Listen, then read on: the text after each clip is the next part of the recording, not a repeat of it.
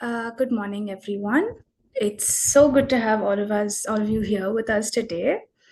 I am very excited to introduce to you the Remembering Collective, or TRC as we call it. We are an interdisciplinary platform built on the belief that true healing happens when we bring all of us, all parts of us into the room, our bodies, our stories, and our histories. Our work sits at the meeting point of inquiry and embodiment. Our effort is in bridging somatic practices, functional medicine, and the social sciences.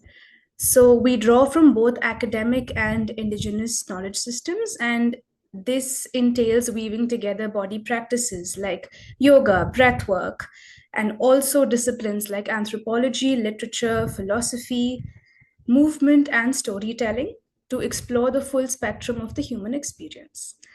And at TRC, we see well being as both physical and metaphysical. We're rooted in evidence, but also very deeply attuned to the emotional, imaginative, and symbolic sides of healing.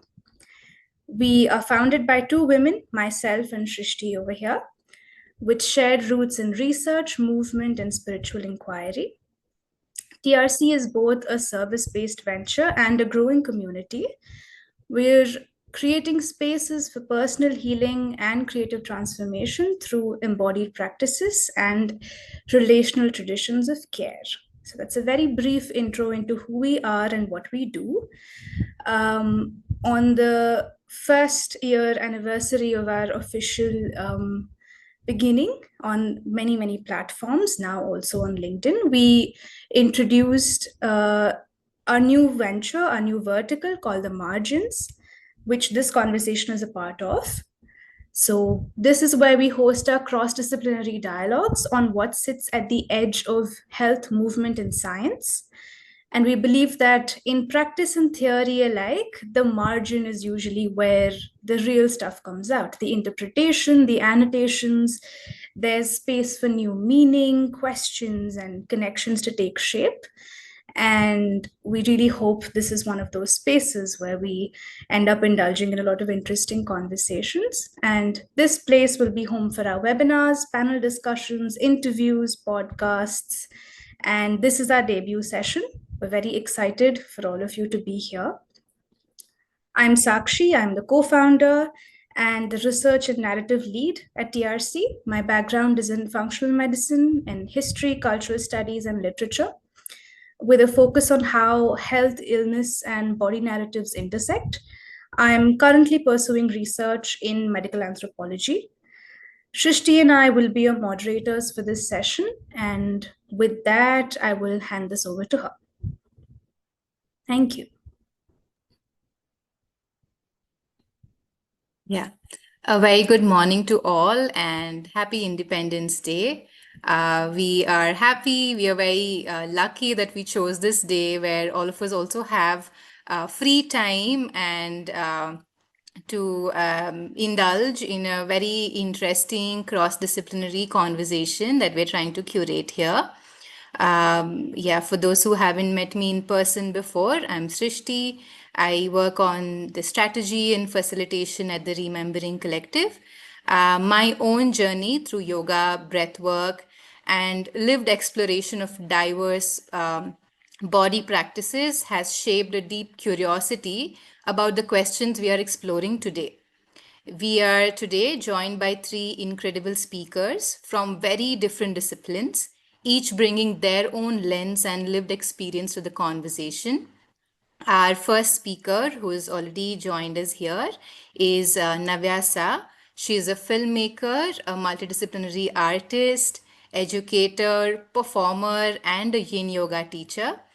Navya and I share a long standing friendship and creative collaboration. So it's a joy to welcome her to this space today. And it's a joy to welcome all of you to this conversation here. Navya's work moves fluidly between film, performance, and teaching, always with a deep sensitivity to the body, memory, and emotion. Her art doesn't just tell stories, it invites you to feel them, to inhabit them. We are so excited for her to open today's conversation. So we'll begin with you, Navya. As you're ready, please take over. Thank you for such a sweet introduction. As I listen to it, I'm like, wow, am I all of that? And my body's like, wow, I've lived so many years, and it's so nice again to be here. Yeah, as Srishti just mentioned, we've shared a lot in our lives, and I feel super lucky that we've circled back in this dimension as well. Um, so whatever Sakshi said about the Remembering Collective, I feel quite synchronous with all the words that she used, because often being a multidisciplinary artist, it's questioned um, why we're not stuck to one thing, or why we should do one thing when we can do so many things. And that brings me to the question that I feel lays the base for my conversation today.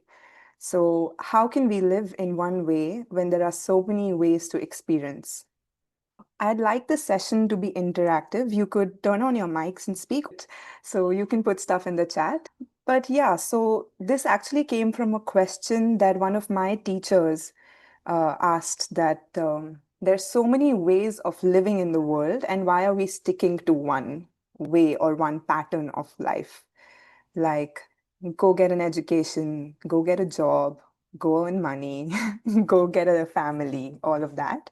But there can be so many ways of choosing lives, because there are billions of people on the planet. And from there, I got this question that each day, each of us wakes up feeling different things in our body, in our mind. And I'd like for us to just put in the chat how we're feeling today. If you could just say mind, feeling this way, body this way. So I'll give an example. Uh, wow, that's hard to pinpoint actually. So, so this is how I'm feeling. And if all of us could put in some words, that would be great. Hmm. No, body is. Yeah, keep them coming in, and all of us can read how each of us is feeling. And there are some synchronicities and some opposites.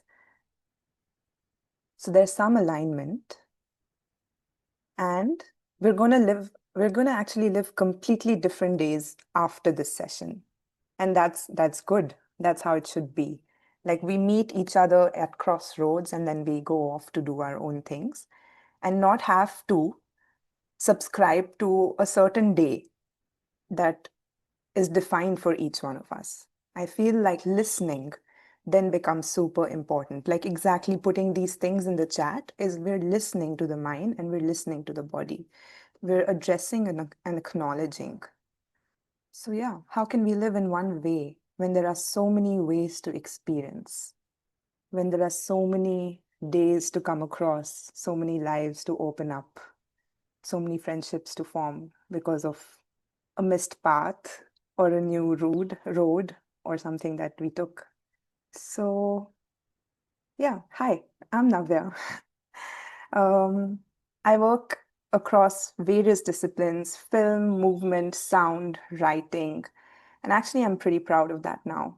It took me a long journey to call myself a multidisciplinary artist and be happy with that. Because as I shared in the first slide, people are looking to box us, and we don't have to subscribe to that. We don't have to subscribe to the same ways of life. That's my website if you guys want to have a look. Yeah, all these words, no, mixed thoughts, body, centered, focused, relaxed, overwhelmed, awake, curious, mess, free, and each of it is valid. And I'm glad that we're listening, which is basically what I'm trying to also talk about, like embodying listening. So, multidisciplinary artists activate senses. There are so many senses that exist. Of course, the five that we know, but there are other perceptive senses that we're constantly also working with. Like, embodiment would be one of the senses, like soaking in what is there in our environment, in each other's feelings, And we do. Our nervous system soaks all of this in and responds. If any questions come up, please put them in the chat as well. I don't think I'm like um, someone who knows it all at all. I love the phrase, I don't know, and we're figuring it out, and everything is fresh and new, and we're all learning constantly. So when I say multidisciplinary artists activate senses, I like to work across bringing all the senses together. So even if it's an installation, I'd like the sense of touch in it or the sense of sound, bringing all of it together, but done in a simple way so that it's not overwhelming. It is clean, it is neat, and you get the gist of it. If you can crystallize everything in like a small grain of sand or a small grain of salt, and that's exploded, like the world can see it, I feel that's super effective. And for that, I need to listen super, super well. I cannot make decisions that are self-absorbed. I always have to keep the audience and their perception at front rather than what my desire is to make and create. We are coming from overwhelmed, scattered, chaotic worlds, and I'd like my art to be a place of peace and quiet and slowness, which brings me to yin yoga. So again, I'll be moving across various disciplines, but the concepts are the story that I'd like for you to keep in mind. So, yin yoga is based on Taoism and the Chinese form of living the way of nature, of thinking through the inside and out, of going inside, or as I like to call it, going yin side. Because there's a world, like there's a big universe that exists inside our souls. And through that, like this is a bit spiritual, but through that flame, we can actually light up the whole world and understand what's going on. So, yeah, I'd also like to talk about how I started in yoga, like what got me into it. And it's literally a conversation with my one of my other teachers. I feel I know I'm kind of older now, but I've always had mentors and teachers, and I feel that's super important to have because they've always shown me a path that probably the universe was trying to show me. And I was looking to learn yoga, and looking at me, my teacher at one point said that I think you should try yin yoga. At that point, I didn't even know what yin yoga was. And I was like, okay, like blind faith, blind trust. Um, just went on Facebook and found yin yoga groups, subscribed to them. There was a scholarship that came up, applied, got it, started studying. Literally, it was just like a sequence of events that happened.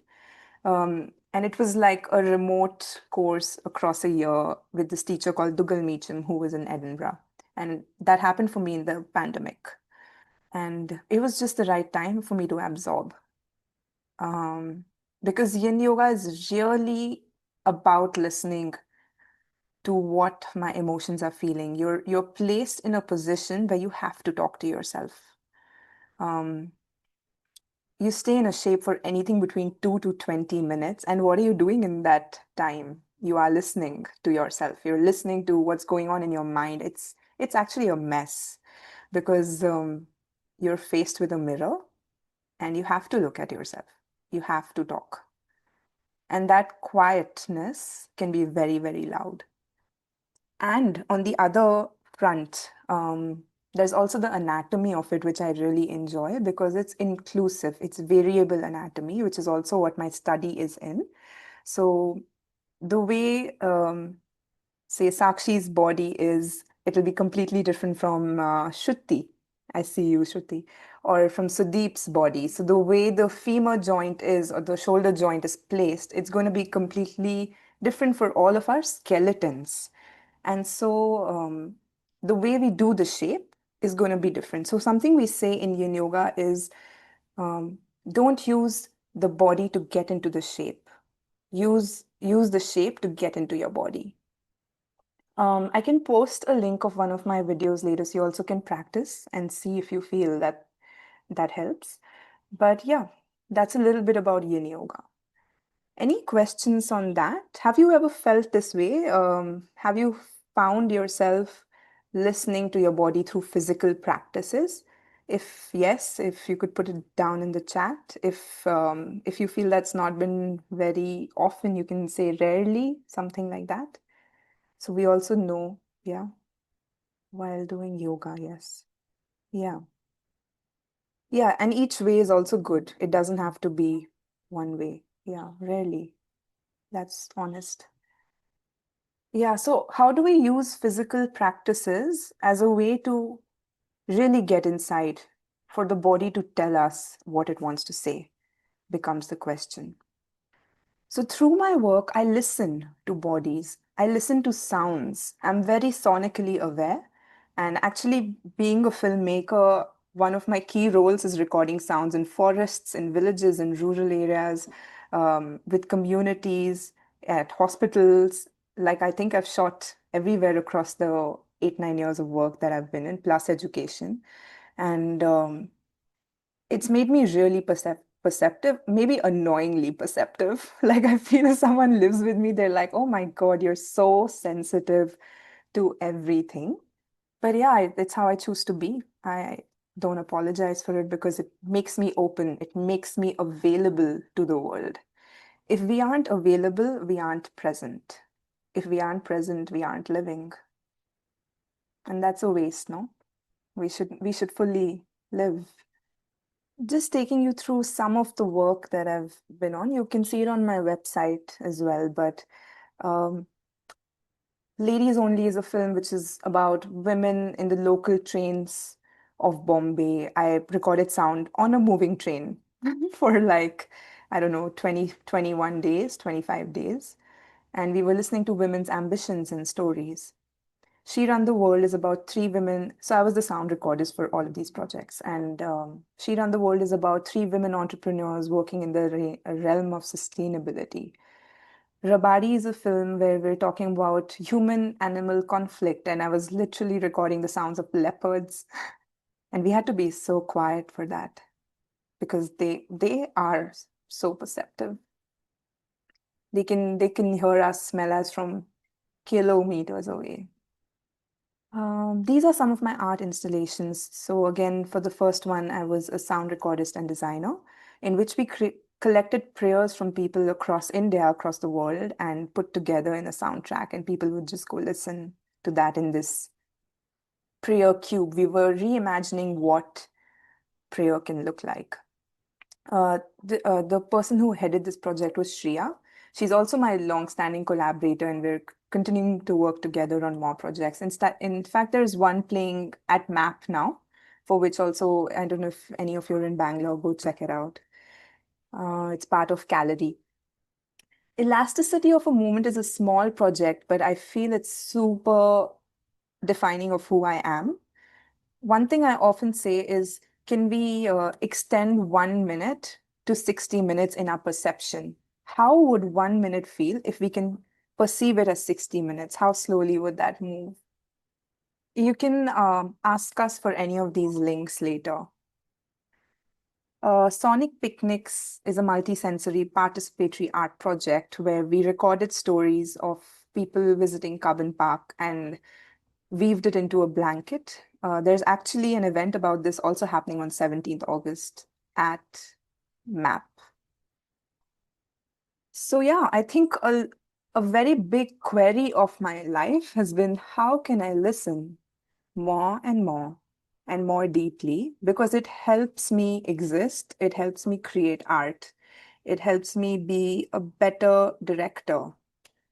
A lot of times when I'm taking interviews, I'm I'm so quiet because I ask the question and then I give a lot of space for people to respond and talk. That's just the way I am. And many a times, what's happened in my films or the videos that I make is people share stuff that they didn't even know they want to share, or they feel sentimental. And then I feel sentimental. I was saying, does anybody have questions? And then I saw Shruti has said, could you please repeat that? Could you please tell me which section was it? You could chat, you could switch on your mic or you can put it there. Yeah, hi Navya. So Hi. this was regarding the the thing you said about being available to the world, right? And you Yeah. mentioned something that got me a bit curious. I think I said Yeah. if I don't listen well, then I can't create good art. Is that what it is? Yeah, if you're always available to the world, Yeah. also something on those notes you said. I was trying to, because my mind was thinking on something. I missed what you said. Huh, I think Something I like said that. that if I'm not available to the world, I'm not present. Ah, okay. And if I'm not present, then I'm not living. Correct. And if I'm not living, that's a waste. Yeah, makes sense. That's a really powerful line. Yeah, it's true. Yeah, I literally just thought it up. Yeah. Thank you. Yeah, thank you. But I really feel that, and I'm so grateful that I have the opportunity to even talk about this or think about this right now through this session because I'm also completely caught in the web of doing so many things that I'm on high efficiency mode most often. And for me to enter my body, to pull out these words, to think through it is an artistic expression, is an artistic intervention. So thanks, Srishti and Sakshi, for giving me the intervention as well. So we carry worlds inside our skin. We carry memories and hurt and pain and love, um, handshakes and our parents' touch and food and senses and smell and tears, all of that. And we carry all of this inside our skin, inside our nervous system. The skin is actually the largest organ in our body. Um, Now, actually, there's more research that fascia, which is the interconnective tissue, is the largest organ in the body. And many of you are probably scientists here, and you can say more. And we have a cognitive speaker and another speaker coming in after me. Um, but yeah, how are we processing this information in our skin? That's a question. Have you guys ever felt that you're carrying stuff in your soul and body? If you could put in a yes or maybe. Uh, I like the response also in some situations. And I wonder what those situations are. Can anyone put that down? Like it can literally be words. You don't have to share more than you want to. Um, it, Yes, so please. something like definitely when it has to do with another person, if you do a high five or you hold someone's hand or um things like that. I think they tend to bring out a lot of uh, I guess memories Yeah, from other situations where you can also feel those memories in your body. So I think that sort of a thing, or while driving a car, the way that you hold on to the steering wheel or the way that you put your hand on the side. I think a lot of times if you, I guess, like you said, are present in that moment, you can actually feel things as well in your body, remembering. Yeah. yeah. Thank you so much. Raghav, I really wanted you only to say something, but I was like, I shouldn't pinpoint you. So thank you. Yeah. Yeah. Um, yeah, I feel it's so true. Our rehearsed ways are the ways that we remember driving a car, as you said, holding hands. And it's not that we carry it for those moments. We keep carrying this.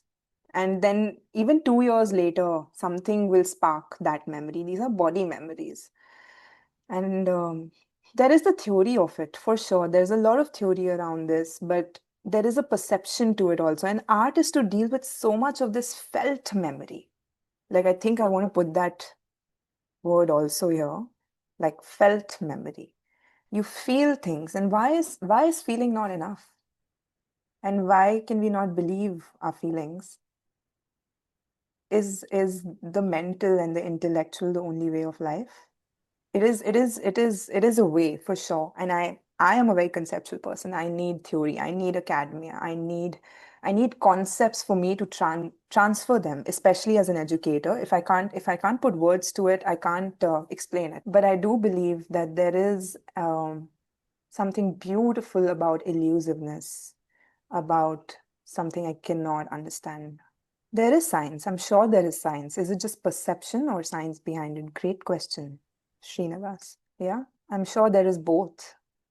And in this room of people, I feel like a lot of questions will rise and stir us. You'll also find your energy drop at certain points, but the challenge is to stick with it for the next 1 hour also. Like, how can we keep our perception high? How can we keep it available and aware, and then rest it out after the 1.5 hour? Sorry, I digressed, but is it just perception or science behind it? I think there's definitely both, and they both have to marry each other for us to explore more in the world. So something I wanted to share is that when I'm feeling insecure or unsure, like I said actually in the beginning that I'm feeling a bit nervous, and I've been catching myself stammer in this session. That is my nervousness. Like, I do stutter, I flicker, I feel like there's a light going off and on inside me also. Often I catch myself at unrest, and it's my truth. I can't change that. It's what it's gonna be. And I'm really bad at pretending. I can't pretend, and I always tell people, please don't please don't make me lie, because I can't. It's physically not possible for me. Like, it's so clear if I'm lying. So yeah, keep this phrase in mind. Like, we carry worlds inside our skin. I would ask you to just keep thinking about that. As I'm closing for my last couple of slides, so I have performed in my initial years, and even now, like, I feel if I find something interesting, I'd be happy to. But something I've struggled with performance is, am I doing this for myself or am I doing this for the person in front of me? And for me, the person in front of me is the most important person. Like, I might have perception and I might want to say things, but how is it being perceived? How is the other person feeling on the front? Because they should have a good experience as they go. Or it can be a questioning experience, but I wouldn't put them in a state of unease and unrest and be like, okay, now you may go live your life. Although there is the whole conversation about art is meant to be uncomfortable, I think it can raise questions. I think it should, as you'll see in my conversation, I've raised a lot of questions, and I like that definition for me. It serves my consciousness better. So I look at performance as empathy. I'm empathetic towards the person who's watching it, processing it. It shouldn't be like a cacophony, or it shouldn't be very boring. In Yin Yoga, we say if it's too much, it's overwhelming. If it's too less, it's boring. And we often give the example of Goldilocks and the porridge bowl. So if she found the right size of the porridge bowl and the right size of the bed, right? It's not too big and it's not too small. It's not too much and it's not too little. So where is the madhyamar? Where is the moderation? And in that space of moderation, maybe something just explodes because there's space for questioning, there's space for contemplation. I want to close with this diagram of Ne Jing Tu. So this is the human body from the side. It's a profile view, and this is the spine. Can you see my cursor? Oh, you can. Wow, thanks. So this is the spine, and this is the person seated with the knees. So this again comes from Taoism and the Chinese educational spiritual system. I came across it in my Yin Yoga studies, and there's still a lot more I want to understand from it. But I'll put one of the links down that I was reading today that talks about it. So it's basically the inner landscape, the inner scene diagram of the body, where there is a forest, there's a person with a cart pulling water. There's in the brain probably the sun and someone sitting. Yeah, like there's fire here. I don't know. There are a lot of interpretations, but I find this diagram really nice because it makes me imagine that there are worlds inside my body and there's a lot to explore. And if I can find that connection between the inner and the outer and go yin side and yang side, that would be super cool. So, and nature is a super important concept in yin yoga. It is the way of nature, following and subscribing and surrendering. Like, we cannot control nature, right? We cannot control the weather. Even in our city lives where we can control every minute, if the rain comes, we can't control it. And I feel that's amazing. Something should be out of our control, no? With our Apple Watches and our Fitbits and our phone alarms and our reminders and our calendar check-ins. So, yeah, just thinking about how do we embody nature inside ourselves. That becomes something. And read the article whenever you have time. That's it from my side. Please ask any questions that you want to. And I think Srishti also wanted to say something. Yeah. Yeah. Yeah, we'll take, thank you so much, Navya, firstly, sharing a lot of your work to compress it in, like in a few minutes and to touch upon certain parts here and there. Thank you so much for that. Something that stayed with me was the question where you asked about, is feeling not enough? I feel like that makes me also think about how we doubt relying on our intuition and our intelligence, because feeling is literally the body giving you signs of something being good for you or not good for you, or just deeper insight to what you probably don't have the theory for. But mostly we're not really educated, and we don't live our lives where we put that on top, relying on yourself and your intuition. So I really love that part about trusting ourselves more, or trusting our bodies more. So one, just a follow-up question there is, you live life with a lot of presence, and your whole presentation was about embodied listening. Are there any practices you do on a regular basis, any rituals you do that help you inculcate this better? Yeah. I think very simple things like, so I work out every day for 25 minutes. Like, that's literally like my goal. It's an achievable, moderate goal. One of the workouts I do is a run. Like, I go for a run, and that's completely yang of the yin practice.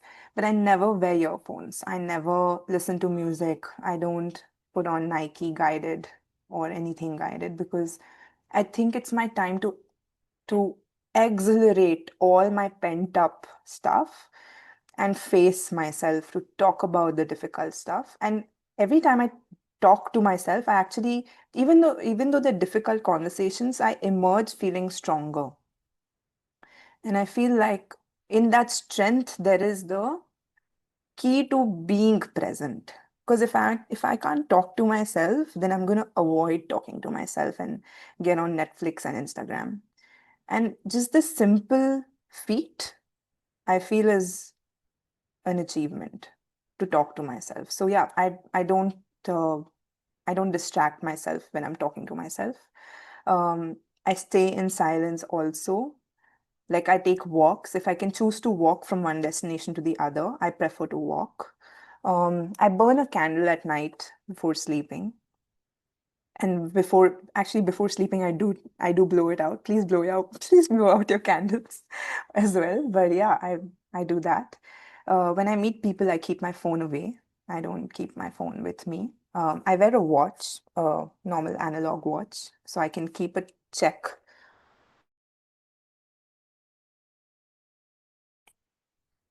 Yeah, I think something that you could also consider doing is recording one sound a day of somebody that you love or something that you find interesting. So it's so opening the sense of listening. We often think that we're going to miss people's faces, but actually we're going to miss also their sounds.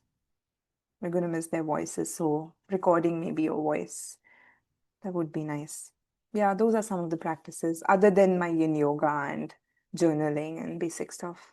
Very small things. Amazing. Thank you so much for sharing that. To the participants, if you have any questions to Navya that you'd want to ask right now, please go ahead, unmute yourself or raise your hand. Yeah, we have Raghav. Raghav, you can just unmute yourself and Yeah. ask. Yeah. Yeah. So I was just wondering when you were talking about the listening part, and then you had mentioned the movie where you said you recorded leopards. Hmm. How was that as an experience to learn about listening from animals, for example? Because of course, Yeah. in the wild, that has to be one of the senses that they have to rely on a lot. So, Yeah. what did you get to learn from that? That I'm actually super powerless, which was really nice. Like in the human world, I'm often trying to be powerful, but in the other world, I'm rendered powerless. And that's a very refreshing feeling because I have to be so quiet. I have to make the least amount of sound. They can perceive me from like probably even 100 kilometers away. I don't know. Like we were mountains across, and we had to stealthily go, and they would never make a sound. And we often came back with no recording because they could hear us, like they could perceive us. Only from mountains away, once I caught a mating sound. That like just the growl.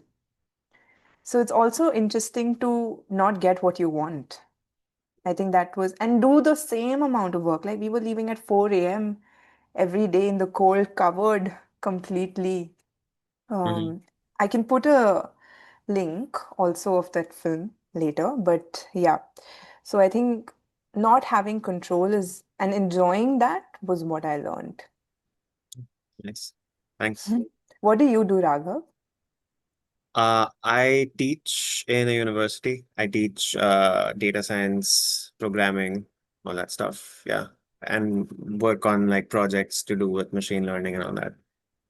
Nice, super. You have an important role to play in the coming future. It's already here, and now you have to pave it. Hopefully, yeah. Thank Thanks. you.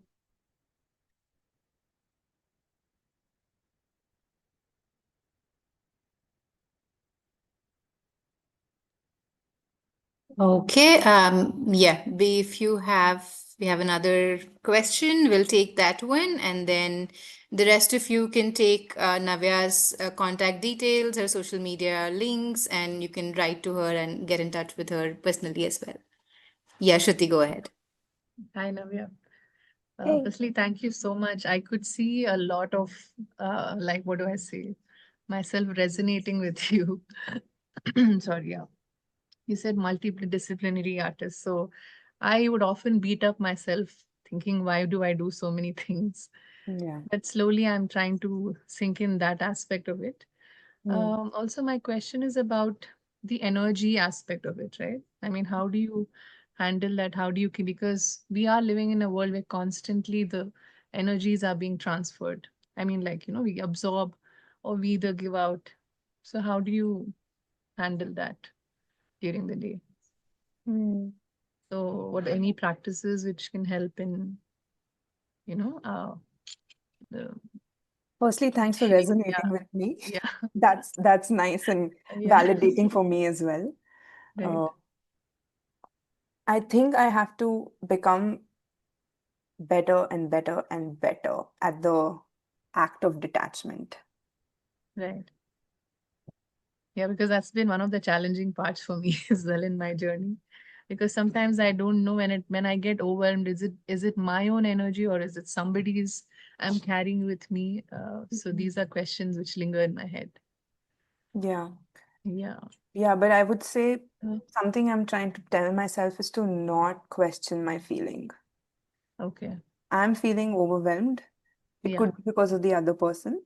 It could be because of me, but that doesn't matter. Like, and whether Okay. I'm right, whether I'm wrong, whether I said the right thing, whether I said the wrong thing, Right. I'm feeling this way. Full stop. If we can share that with the other person, great. That person's held space.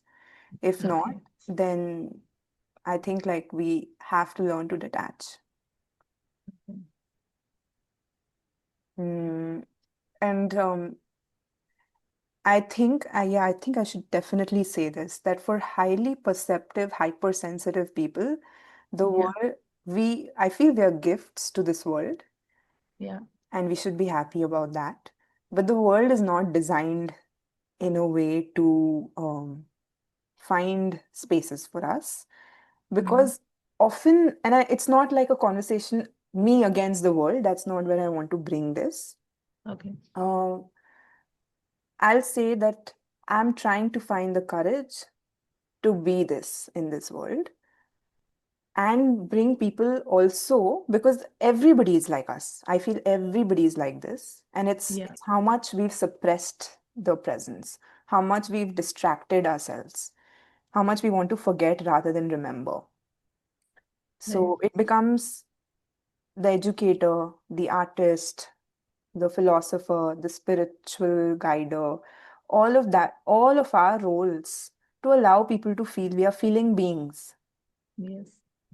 Um, so we have to make space and allow ourselves also space unapologetically for our feelings. And when we feel that it's harming us, when we are feeling overwhelmed, then we have to cut it out. Like, like there are ropes with people, with the world, with this nervous system and that. Right. Like right now, you and I sharing a conversation, there is a rope, Yeah. there's an invisible thread between us, and it's working. Right. And you're listening to me, and I'm listening to you. We're nodding at each other, and there's a connection. Yeah. But at some places, if we don't feel that connection, then maybe we have to cut that rope for some time. Or You're like, saying that invisible rope, is it? Like, yeah, like that's an good. invisible. I feel we are all connected with these invisible ropes. Like Right. something that's happening in some other part of the world is affecting me right now, sitting over here. That Right. energy is getting carried across the air, across the spiritual network of energy also. So I'm affected if children are dying or something is happening. Right. I'm sure our souls are feeling this. Correct. Mm. Yeah, so I would say not be apologetic, and detachment would be the two things. How we do the detachment is a lot of self Yeah. work and self conversation, and building the right support and community systems that you can talk to, Right. that are like you, that understand you, that you can understand, rather than being in systems that you feel like I can't understand this. I can't understand. Like, and I feel often we feel this way. I don't get it. Yeah. What happened? Yeah. We shouldn't put Yeah. ourselves in those spaces. Yeah. Because I think often we try to fit in, so called, because, with the workplace, so many other things. Yeah. So we don't realize the beauty of actually standing out, Standing out and then standing up standing up. also. Yeah. But Yeah. this whole conversation is a big seminar in itself. It is, I agree. Yeah, Thank well, thank you so much for sharing. It was lovely listening to you. thank you. Thank you, Navya. This was amazing. The next speaker of today's webinar is Professor Ramesh Kumar Mishra. He's a cognitive scientist, dean at the School of Medical Sciences, and chair of the Center for Neural and Cognitive Sciences at University of Hyderabad. His research spans visual attention, bilingualism, embodied cognition, and the cognitive consequences of literacy, shaping how we understand the mind, not just as a mental phenomenon, but as something deeply rooted in body and culture. Sakshi and I have been close followers of his work for over a year now, and we've long admired the depth and breadth of his insights. We've been pursuing him, just picking his brains on all intersections of cognitive science and the work we do. So it's a real privilege to have him here. We'll hand over to you, Professor. Thank you, Sakshi and Srishti, for inviting me. And I say a very good morning to all of you on this important symbolic day. And this makes me think, why should I be speaking to all of you? Because it's not a scientific seminar, and I have not been really pontificating wellness as a byproduct of doing cognitive science. I always watch a guard myself when these questions pop up, because I'll give you a brief history why it is so. And I have been practicing cognitive science for 20 years, maybe, and I have trained myself to do research and also to understand as a person what all this might mean. Because I have been a firm believer that what we do professionally also what we become personally. So there are no many worldviews, however we might put them.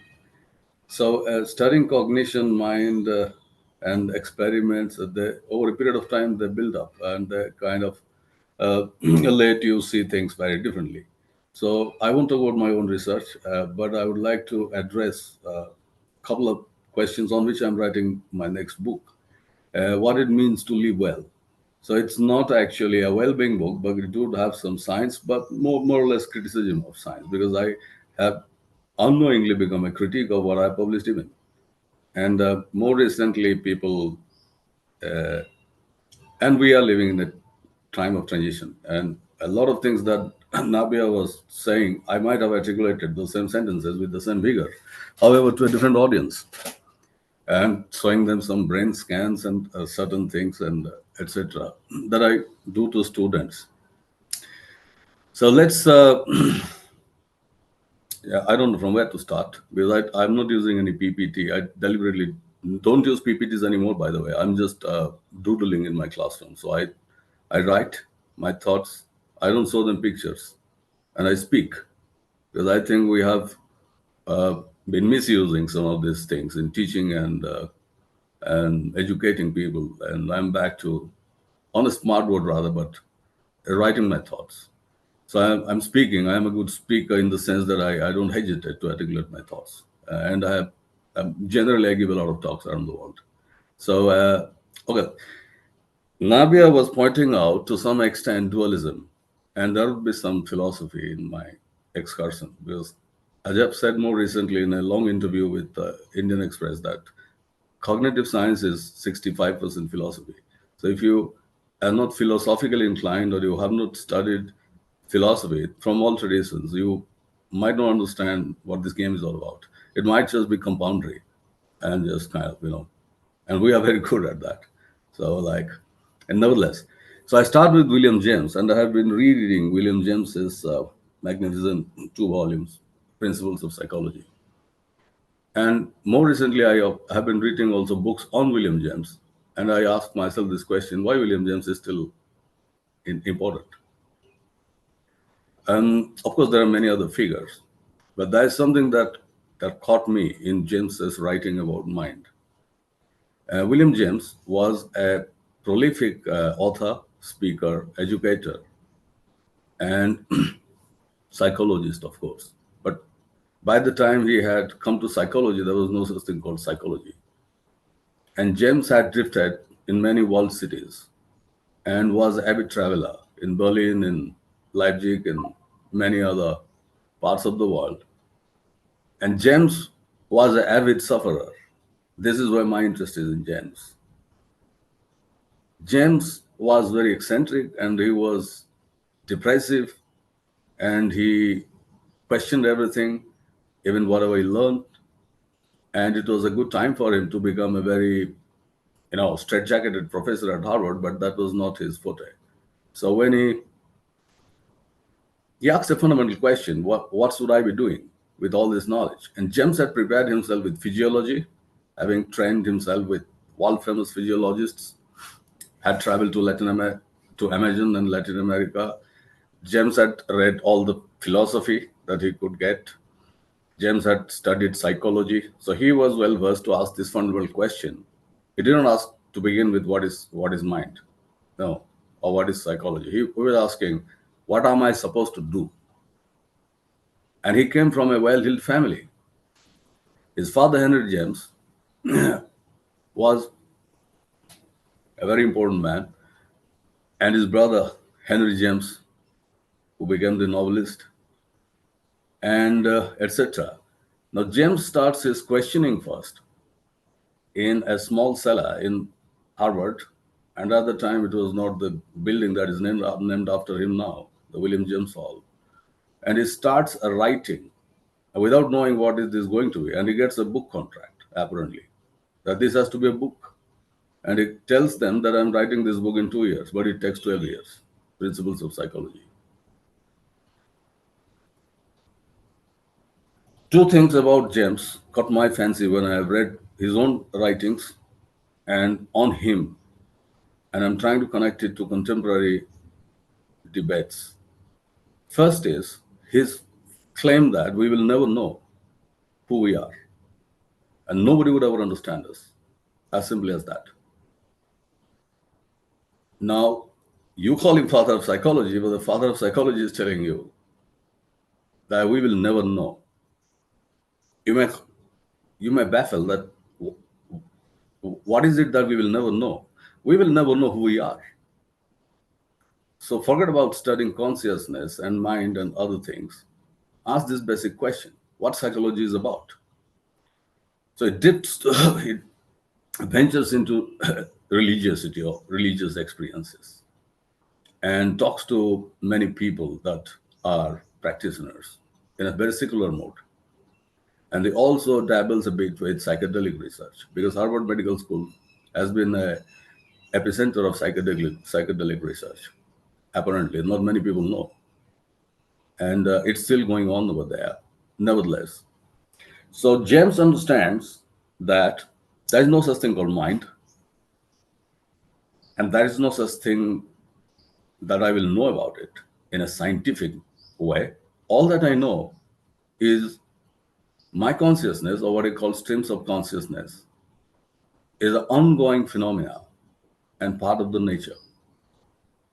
And the claim that it's mine or I have a self that entertains it is a falsity.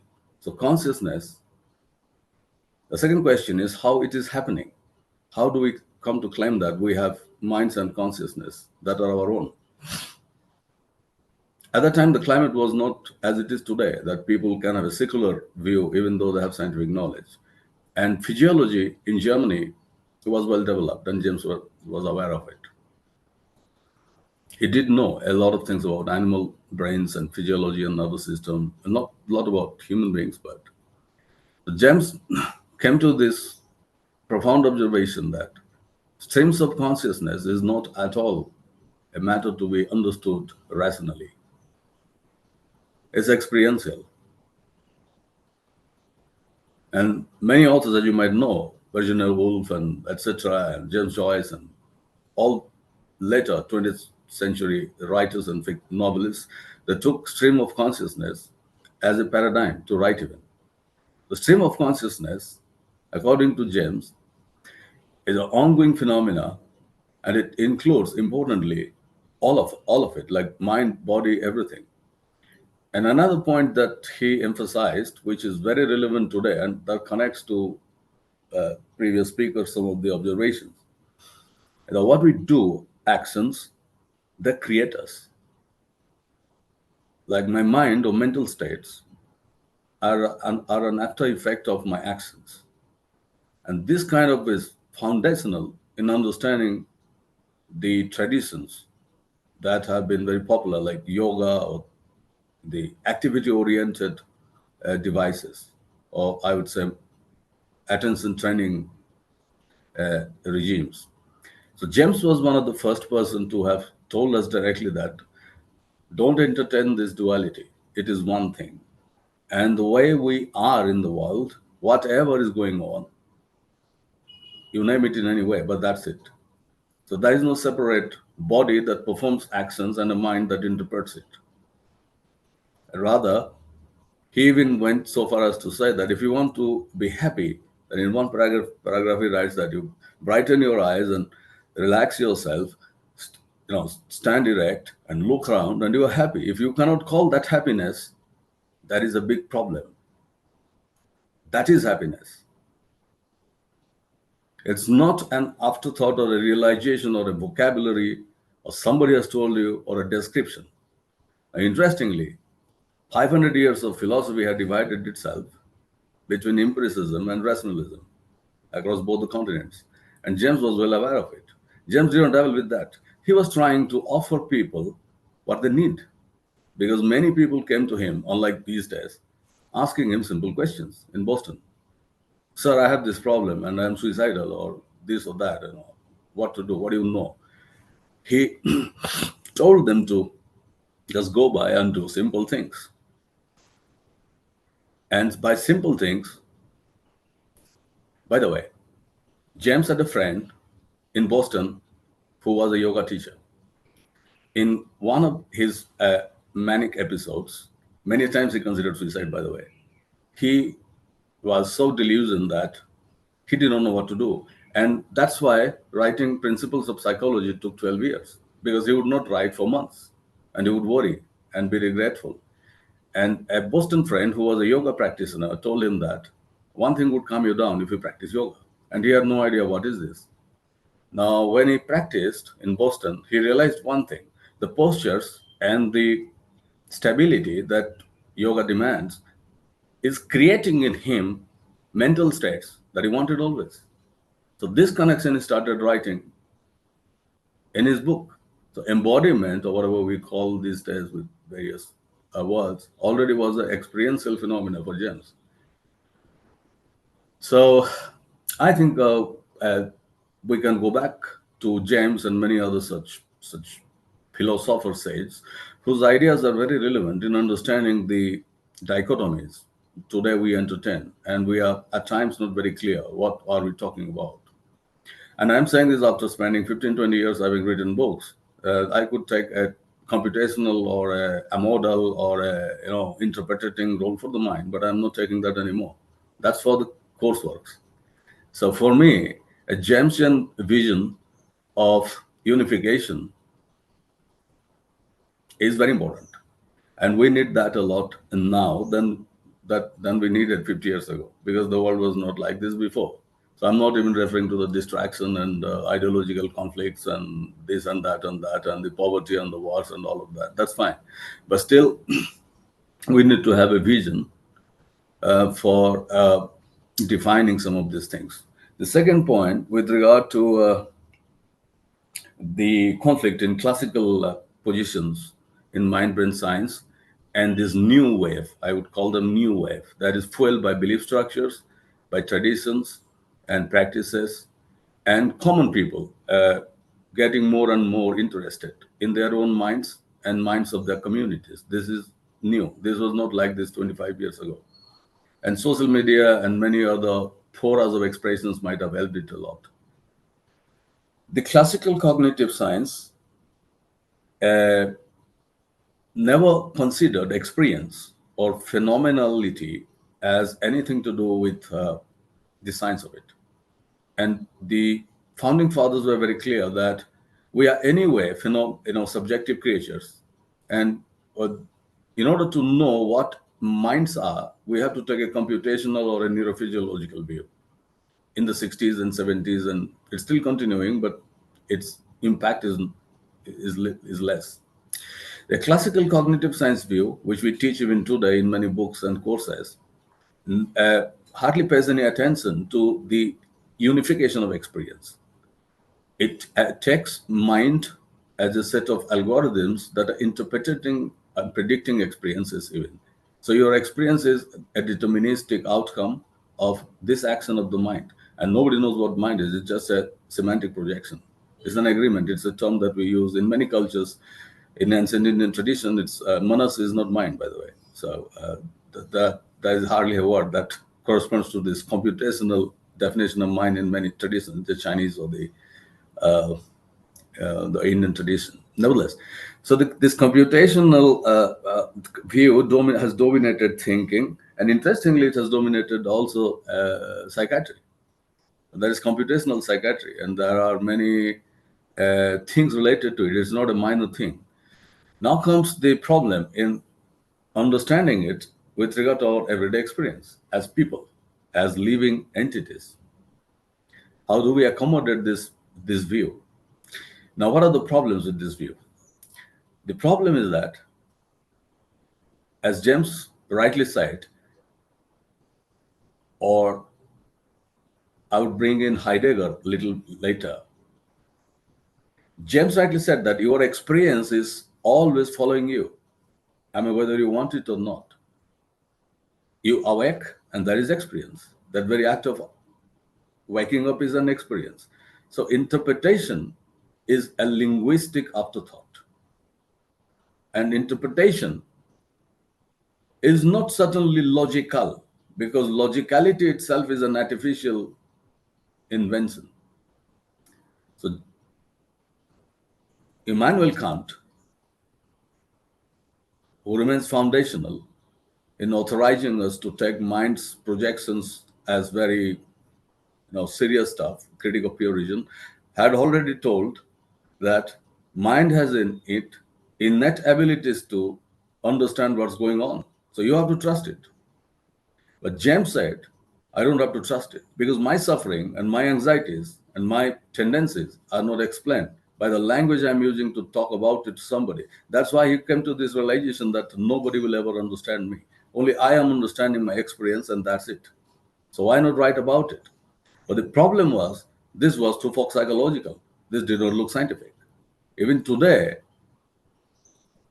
like, I don't want to take names, but let's talk about Deepak Chopra. So in our circle, nobody would talk about Deepak Chopra. I'm telling you, they'll shy away. Oh, well, I mean, yeah, it's okay. It's just meditation and this and that. That kind of shit. I always see that. The problem is that the computational, logical interpretation of mind as an agent in the world, staying outside of it, is so dominant. Why it has been also dominant? Because it has resulted in applied technology, and there is money involved. So it's very hard for us to give away that, even though we internally realize that this is not something who we are. Like she was saying, listening, watching, being in the world. And she was saying repeatedly one thing, that when I am not attentive, I don't live. I fully agree with that. I might have uttered the same sentence as well, nevertheless. So the view now is not a rejection of the computational mind,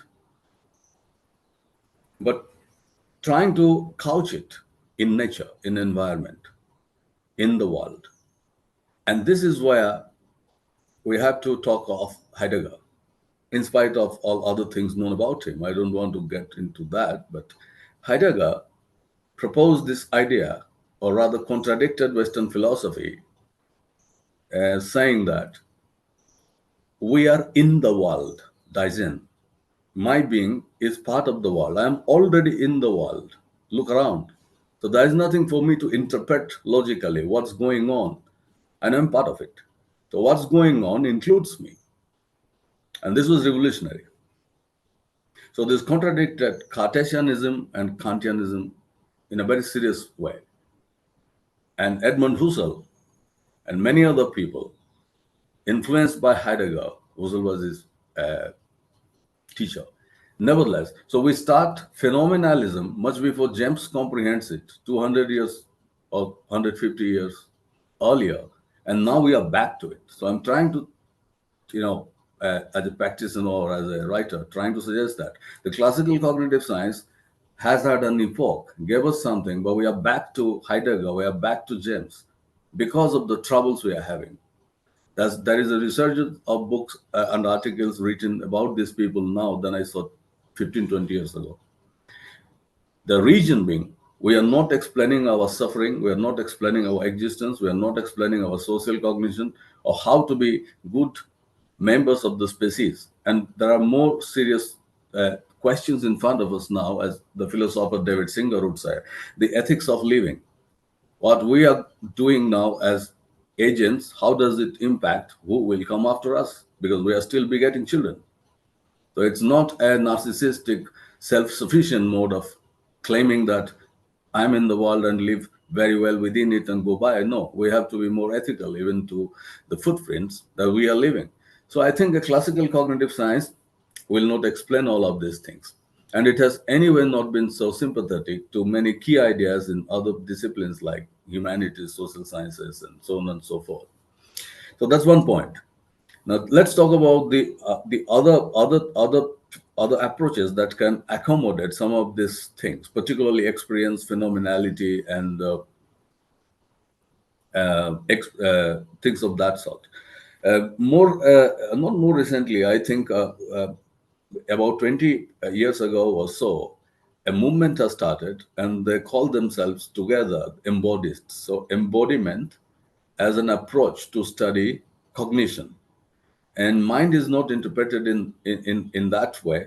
So mind and body are considered together one unifying system, and experiences are important first and foremost, and actions and activities and everything that we do, uh, they're part of this experience. So there is no need to have a computational mind as a superstructure that kind of governs all of these things. And it interestingly also can explain belief structures and religions and many other uh, choices that people make, and that rational science doesn't bother to explain or remains agnostic. So, embodiment, by its definition, includes all those things that all of you are practicing or you are often thinking about, except using the kind of language that hardcore researchers use. So, what is experience and phenomenality? The rational mind creates representations according to classical models that I don't understand reality unless until my mind gives me a representation and language expresses it. But we know for sure that there are many experiences that we cannot name and talk about, like many affective emotional states and knowing other minds and the impact of moving in space and seeing new strange things while traveling. So these experiences are not codified by language. I've argued in my book previously that language actually is doing evolutionary language has evolved to give us a masking from the true reality. Language never expresses reality. Language has evolved itself to transduce the phantom of reality and present it in palatable terms. For example, you might be going through hell and somebody sees you and asks, "How are you?" You just, "I'm fine." That's palatable because you don't want to get into further. So we have created language as an economic currency so as to avoid the brutality of reality and just get by. It's like you hand over money. You don't ask, "How are you experiencing money?" So language has evolved not to have any penetration to reality, and neither, secondly, even if it has some relationship to logic, as many people thought before, it hardly has any truth value. So this falsifies some of the strongly held notions in multiple fields that, if you are an avid user of language, then you are approaching truth. No, I don't agree with that. And I have substantial reasoning. Secondly, language hardly codes phenomenality and experience. In brain science, we also have networks that deal with language separately and deal with emotions separately. And the give and take between them, we don't know yet. At times, maybe, but that's debatable. How far language is coding affective states as experienced by the agents. And secondly, knowing other minds, what somebody else is going through. Language is very bad at that because it has logical structure like questions, negations, so on and so forth, that kind of irritate the experiencing agent, and the agent wants to hide. And this happens all the time in psychiatric clinics and in psychotherapy. That's why a large amount of research suggests that. Can therapy be possible without language? Because if you are using language, you are allowing actually masking even more. So experience cannot come out by asking a mere question. Nevertheless, so that's one of the myths that I think we are slowly trying to break, that we held so dearly so far. I don't want to comment on ChatGPT's abilities, etc., etc., etc., what's going on. But this is a cognitive scientist take on defining the role of language in expressions of experience. Now, phenomenality, similarly, classical mind theories always avoided because they always thought that it's very hard and it's folk psychological and it's not something that we really know, and it could be an after effect of the computational mind, and it's just like the sounds that your washing machine is making, and so you don't have to bother about that. But we know for sure that we are experiencing agents. All that matters to us is experience. So how can we just let it go and be these computing agents? So that anyway is out, but we don't have a proper theory to include experience and phenomenality. There is an approach that tells us, or the role of attention comes in. And somewhere Nabe was talking about attention, actually, without using that word. And I have written a lot about attention in different guises. So experience and the attending mind are two different things. Because when you are trying to attend to, you are getting objective knowledge. And that's the definition of consciousness mind scientists take. The contents of consciousness is an outcome of an attending mind. So they don't think that if you have any content that's not well attended to is worth talking about. It's not valid cognition. This sharpness and rigidity has had its good effects and bad effects. So there's no proper definition of a conscious state that is phenomenal, that may be having some objective facts, but a lot of other kinds of things. And that does not involve attention. Now, it's very important to go to other traditions. In both Indian tradition, Chinese tradition, and of course, Buddhism. Now, Buddhism is a bit tricky because it doesn't believe in any self or mind and agency. The role of the mind and role of attention or the attending mind is not to actually give us any experience. Experience is primary. Phenomenality is part of the universe, and that's panpsychism now.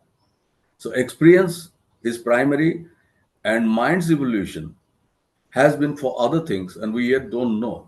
So let's not use mind as a torchlight to illuminate experience, because we always have been experiencing as part of nature. And mind, probably the frontal lobe and the recent evolution, the evolution of the logical analytical circuits are more recent, but we have been experiencing for millions of years. So experience is primary, and mind's role could be minimal, or whatever its role is, we yet don't know. That discourse is now gaining currency because it has serious practical implications in multiple disorders and in multiple other areas. You talk autism or Alzheimer's, you just go on naming, and you will find that most of these disorders are not disorders of logic or a failure to use language. These are disorders not of the person. It is a condition noticed by the other logical mind and not being able to understand the experiences that are happening in these people, because we are demanding a kind of representation that they're unable to give us. We're demanding it. Our therapy and our instructions and the entire culture around it is based on this computational demand that of speed and accuracy and be correct. And there is no such thing. When experiences are so subjective and phenomenality is so original, we don't have to demand that kind of thing from people that are not apparently part of the network. So they're isolated and they have their own problems. All right. So 30-40% of us are of that sort. So I make a distinction between classical approaches to study the mind, which are dominant even now because they have given us nice products, and a lot of other things are depending on it, but also these reactions against that approach, the movements you call more affective sciences or embodied sciences, and so on and so forth. Let's tackle this question of a body. If you study quantum physics a bit, I'm not an expert, but I do read a lot of quantum physics because it has serious consequences for mind scientists now than it used to have before. What are bodies? Actually, there is nothing. They're a collection of atoms, and even not atoms. Maybe whatever at the end of it, they are nothing themselves. So this spatial layout, a collection of atoms that are holding for a brief amount of time, and we call them bodies, or my attached significance, and these are bodies roaming around for brief amount of time in the scheme of things, and they disappear, they disintegrate into what they came from actually.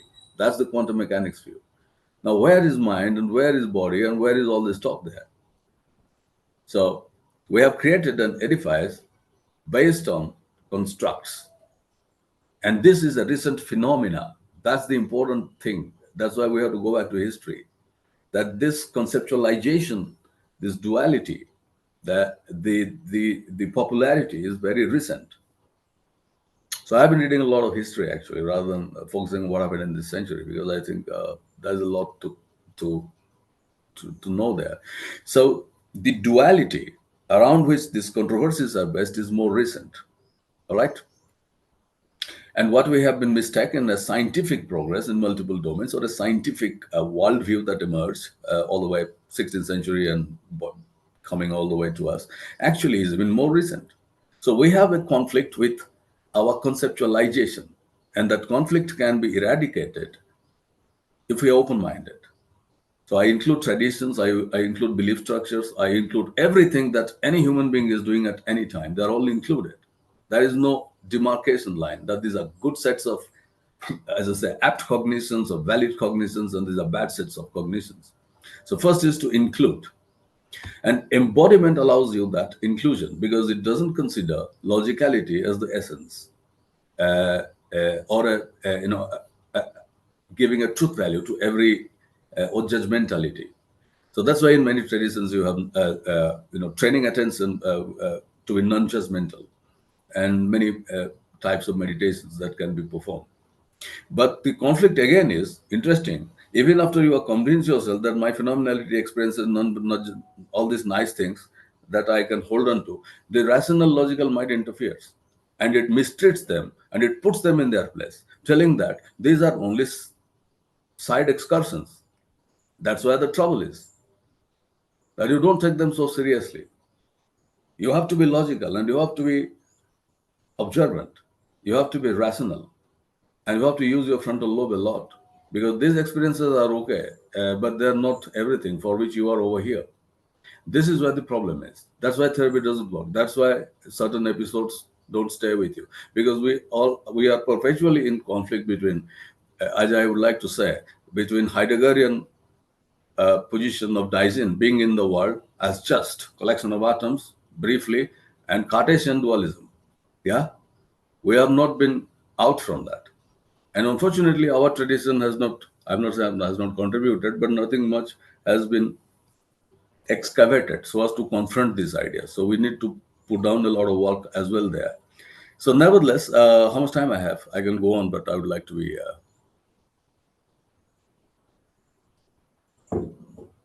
A couple of minutes if you're all right. finishing.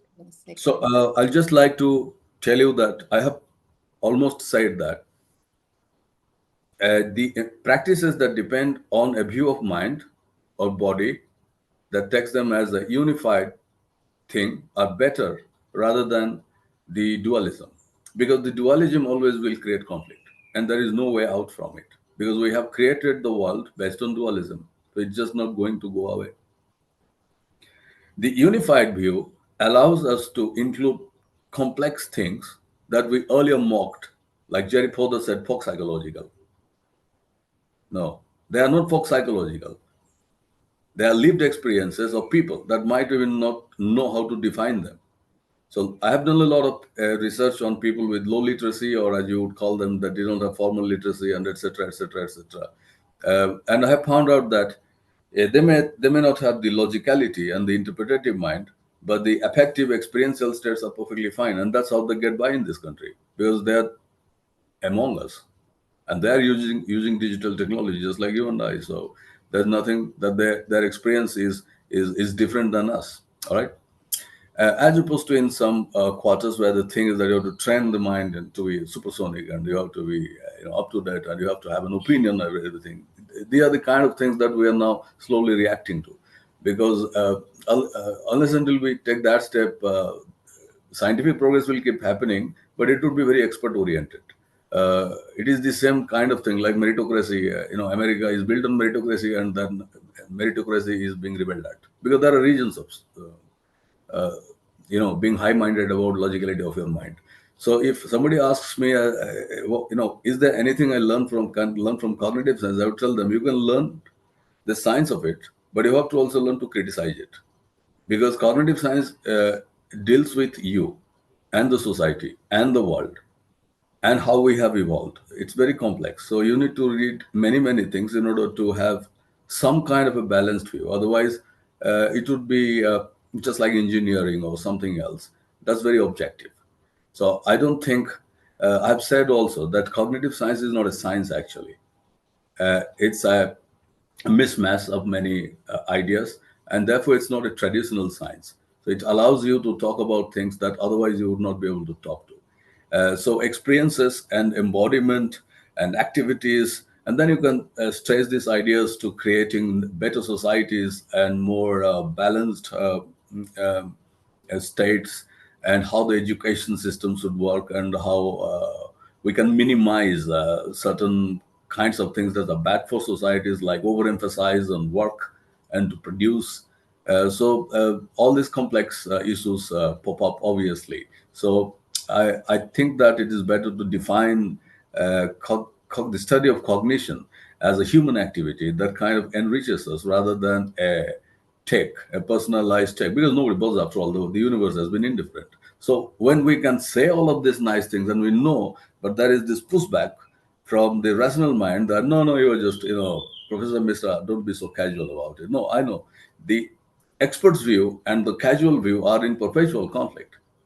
That's why many times when I practice yoga or I do some things or I bird watch, or many of you have told you do many other things, we tend to take them with this little bit of skepticism. So the skepticism is problem, and the skepticism has come because of our. I'm not saying everybody has read those books, but the society has prepared us to be skeptical, telling that too much of those things are not so nice. So interestingly, we have to get back around and say that all kinds of experiences are important, and there is nothing like a mind sitting somewhere trying to write a short narrative that would go into your history. There is no such thing, because from any important tradition that you might come to this point, they all have questioned this, right? I don't have time to talk about. I'm too much into Buddhist philosophy also to know why they don't believe in any self or agency, because it's very central now to mind sciences or brain sciences. Of course, there's no self and homunculus and Ramesh Mishra sitting in my skull if you open it. So lots of traditions are coming in now, and there are many books. I have written a couple of. I'd like to just source if people would like to know more about my research. You can check my website, and I wanted to show you. So you can check my books. They are disciplinary, but I think you can have some takeaway. And if I am of some help in giving an opinion or something of that sort, I'm happy. And I'm speaking also in coming months. I'm speaking on aesthetics and mind in Bangalore, and in many other places. So if you have to ask me, is there a recipe in cognitive science that kind of justifies what I am going through and makes me an ethical legal entity? I would say no in bold. It's better to be slightly more informed, and then you can criticize.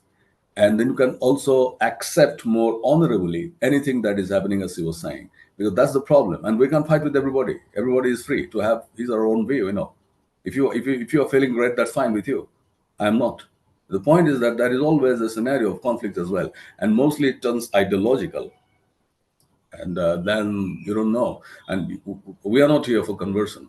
People have that many ways of feeling great, and some people are just feeling great being on their couch and watching TV.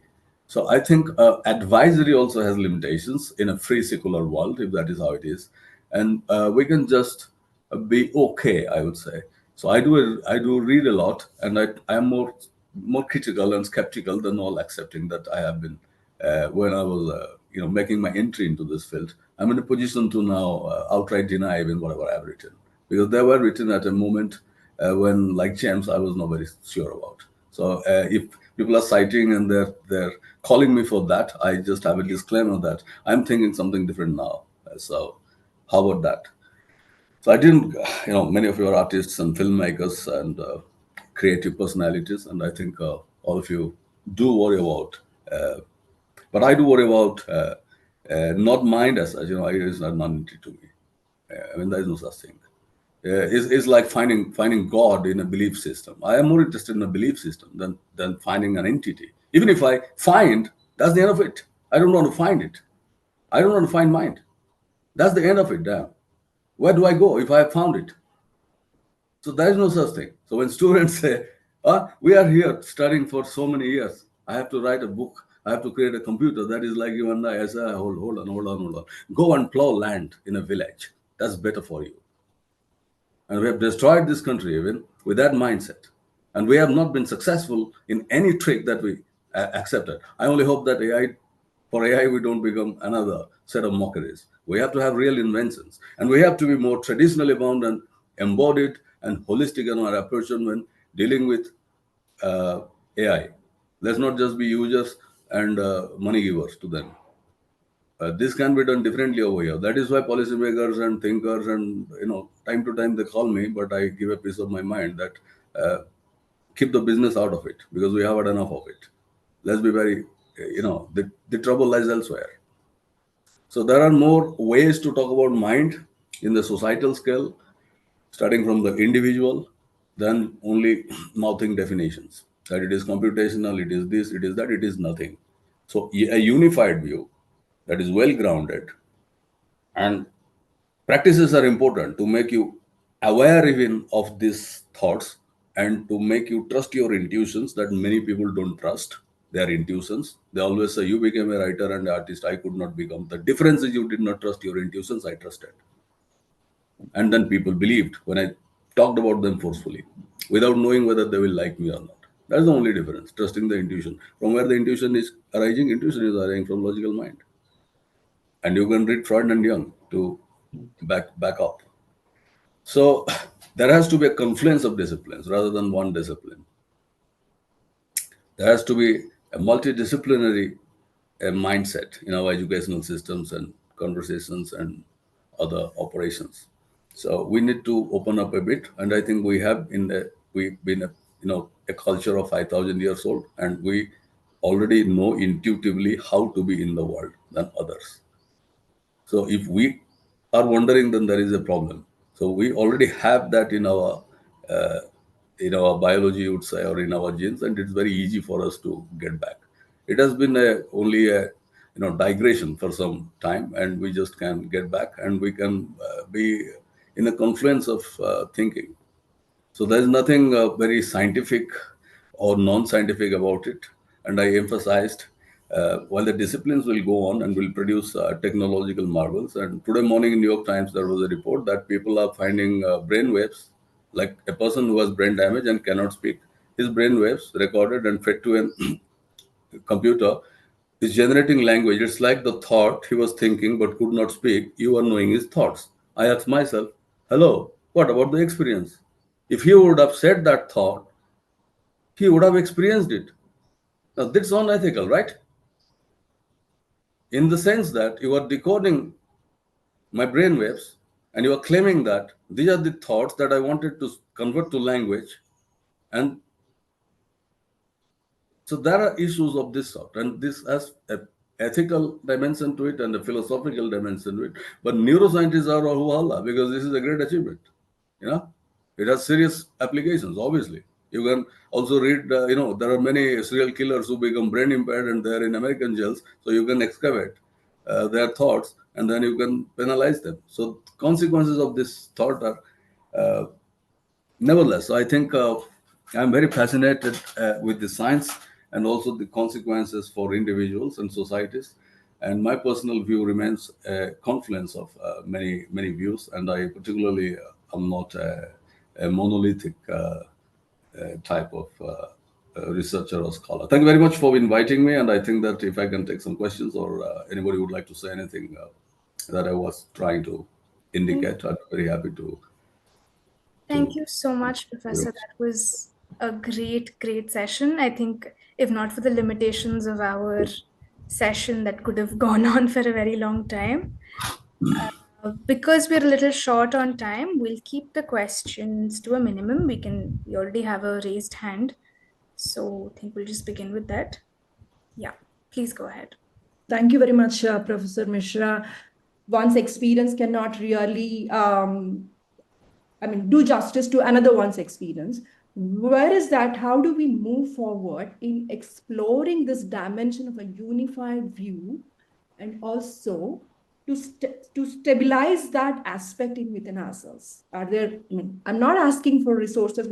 I want to understand your experience. Again, I understand the limitations of the words here, but anything in your understanding, experience, knowledge will greatly help me. By the way, I'm also an alumnus of Central University, Hyderabad. Thank you. I'm not sure if I understood. I understood the points, but well, in my opinion, as I was indicating, that we have to correct some myths, and that's the job of the scholars in writing. And however, for anyone who is interested, they can learn how to suspend the analytical, logical, counterintuitive mind. And as a therapy, I practice myself when I walk very long walks, like 8-10 kilometers. I use a mode of attention that is more dispersed, and Yep. it's not sticky, Yep. and non-sticky attention. So I'm experiencing my body moving in space, and animals and humans and cars as entities going around me. So I deliberately practice this, and it has been very good for me, so that I can come back and write with my reflective mind what my experience. So my writings are based on what I go through. So I don't.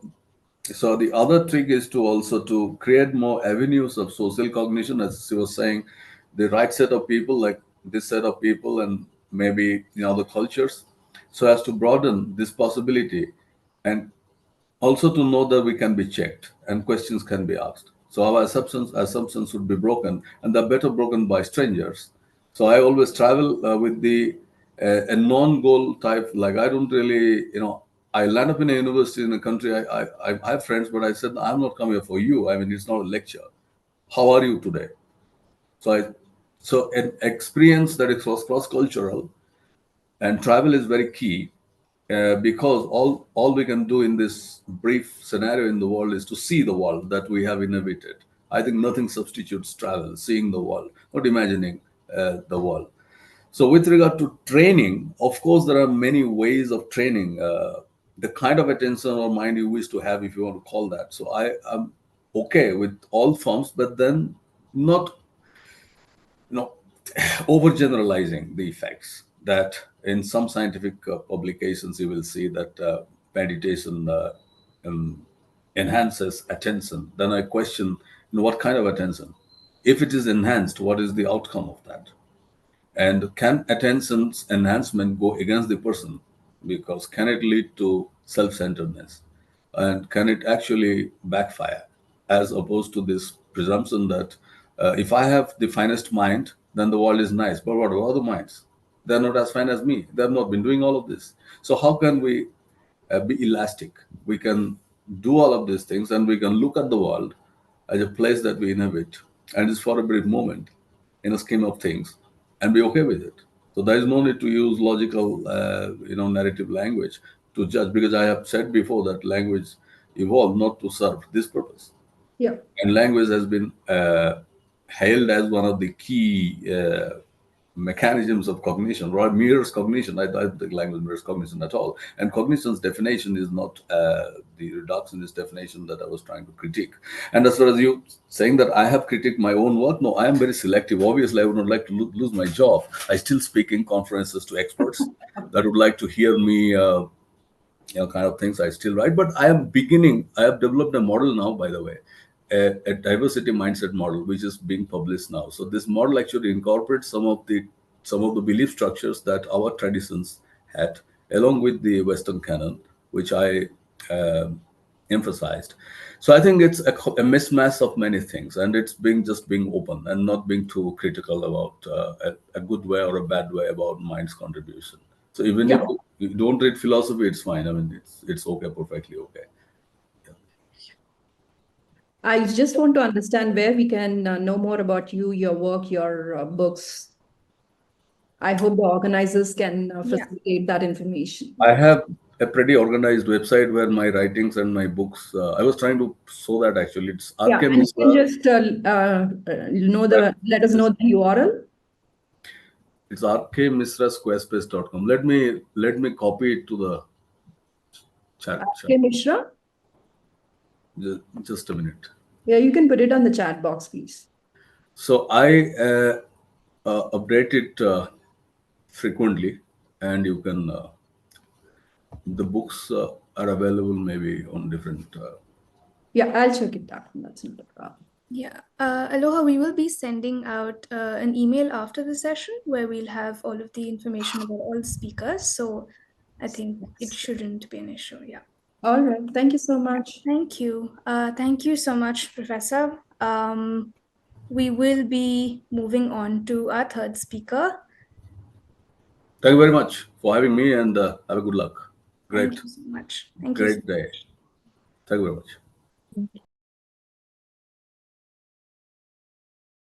Welcome, Mr. Suyesh.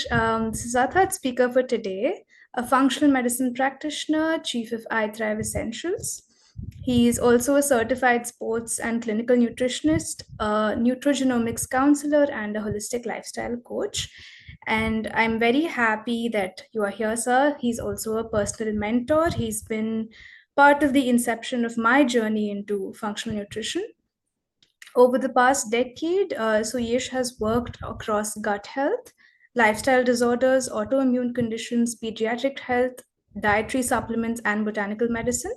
And at iThrive Essentials and Academy, he teaches, and also the majority of his work is centered around creating high quality bioavailable supplements. And we are very excited for your session, sir. You can get started. If you need us to present your PPT, please let us know. Yeah. Thank you so much, Sakshi, and the Remembering Collective for having me and for such a warm welcome. I'm really looking forward to the talk. Let me just start by my screen sharing. Just give me a moment. I'll just start. Yes, I can share. I hope everyone can see my screen. Yes, we can. Perfect. Yes. Great. Awesome.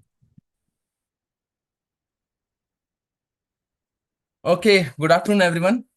After amazing and philosophical talk by Miss Navya and Ramesh sir, I'll try my best to help you access the science and practical ways to enhance cognitive performance with the power of functional nutrition. Now, I want you to think about this for a moment. Our brains are not fixed, static organs. They are not like concrete that has been set and hardened. Instead, they are more like clay, always moving, evolving, and constantly being reshaped, remodeled, and redefined throughout our entire lives, right? This remarkable ability of the brain to change, the adapt, is called neuroplasticity, right? That I hope you guys must be aware with that concept. It's how we learn new skills, form new memories, recover from injury. It is the physical basis of all learning and growth. Now, the central question I want to explore with you today is this: if our brain is the clay, who is the sculptor? We, right? While many factors are at play, one of the most powerful architects of our brain is sitting right in our kitchen. So over the next 15 to 20 minutes, I'll not take a lot of time because I definitely agree, like a lot of you must be hungry because already we are close to the lunchtime. So I'll help you explore how functional nutrition provides the essential tools to enhance brain's neuroplasticity. We'll also look at holistic approach of functional nutrition, dive deep into the fascinating communication network that makes it all possible, which is the gut-brain axis, key nutrients for brain health, side effects of medications, which I'll slightly touch upon so that you guys will be more aware when you're taking any kind of medications. And at last, plan for action for improving cognitive performance, right? So let's start with our session. Now, functional medicine is a whole person approach to health. It's not about just treating symptoms. It's about getting to the root cause of cognitive decline, right? And that is what I work with a lot of clients. We try to get into the root cause, address the root cause instead of directly giving any kind of dietary lifestyle choices, supplements, and treating it. It has three core principles which it follows, right? First is the root cause resolution. We need to look beyond the symptoms, identifying underlying drivers of cognitive decline. So there are a lot of things which we come across, right? Inflammation, toxins, infections, hidden infections as well. A lot of people are not aware of those infections, hormonal imbalances, and gut issues, right? As I'll discuss in a moment, that our gut is our second brain, right? Which is very fascinating to understand, by the way. By addressing these, we can create lasting solution, not just temporary relief, right? So second utmost approach is to integrate it with the other factors, right? Brain health isn't just about the brain, it's about your whole self, physical, mental, emotional, and even spiritual self, right? So we need to connect all those four dots and we need to look on all of those dimensions as well. So we combine personalized nutrition plans with lifestyle changes and lab-based biological insight, right? So we need to collaborate all of those things and then we need to create a targeted plans around that. The third is there are certain targeting key factors, right? Many people are unaware that brain fog, mood swings, or memory lapses can be linked to hidden issues like gut dysbiosis, right? Which I'll just again discuss in a moment in my next slide. Hormonal shifts and even environmental toxins, which we breathe and get inside our body on everyday basis. In functional medicine, we methodically address those factors, right? For an example, if a patient comes to me with memory complaints or just a cognitive decline, instead of only doing a cognitive test or a regular blood work, we might also check their gut microbiome health, which is by doing a test like GI map, which gives you a comprehensive analysis of your gut microbiome, hormone levels, toxin exposure which they've been exposed to, and this often leads to breakthrough where their brain symptoms improve by fixing another body symptom or body system, right? So that is very, very important to understand it from root, not just superficially and going to a doctor and taking a pill to fix it, right? So that is not the approach we want to follow. Now let's talk about the gut brain connection, right? And it's more powerful than most people realize here. Imagine a two-way highway between your digestive system and your brain, right? So it's completely always linked and communicating. This is called your gut brain axis, and it is connected partly through a nerve called vagus nerve, right? I hope a lot of people must have heard this term. Signals travel both ways, meaning your gut health can simply impact your mood, memory, and focus, and your mental state affects your digestion. So how this incredible conversation happen? There are four key channels, right? I like to keep it short because again, I don't want to go into much technical details over here. First is where there's a vagus nerve, a physical superhighway sending, if you can see, sending the signals directly between the gut and brain. This is why stress can cause stomach aches or butterflies in the stomach, right? Which we must have experienced on our daily connection or a circumstantial experiential. And gut inflammation can also cause anxiety. Second is neurotransmitter. So first was vagus nerve. Second is neurotransmitters.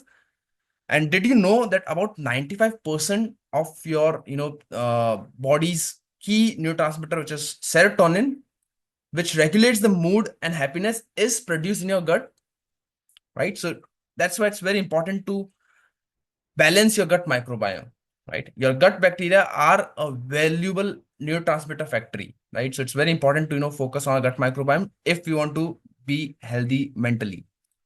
Third is our immune system.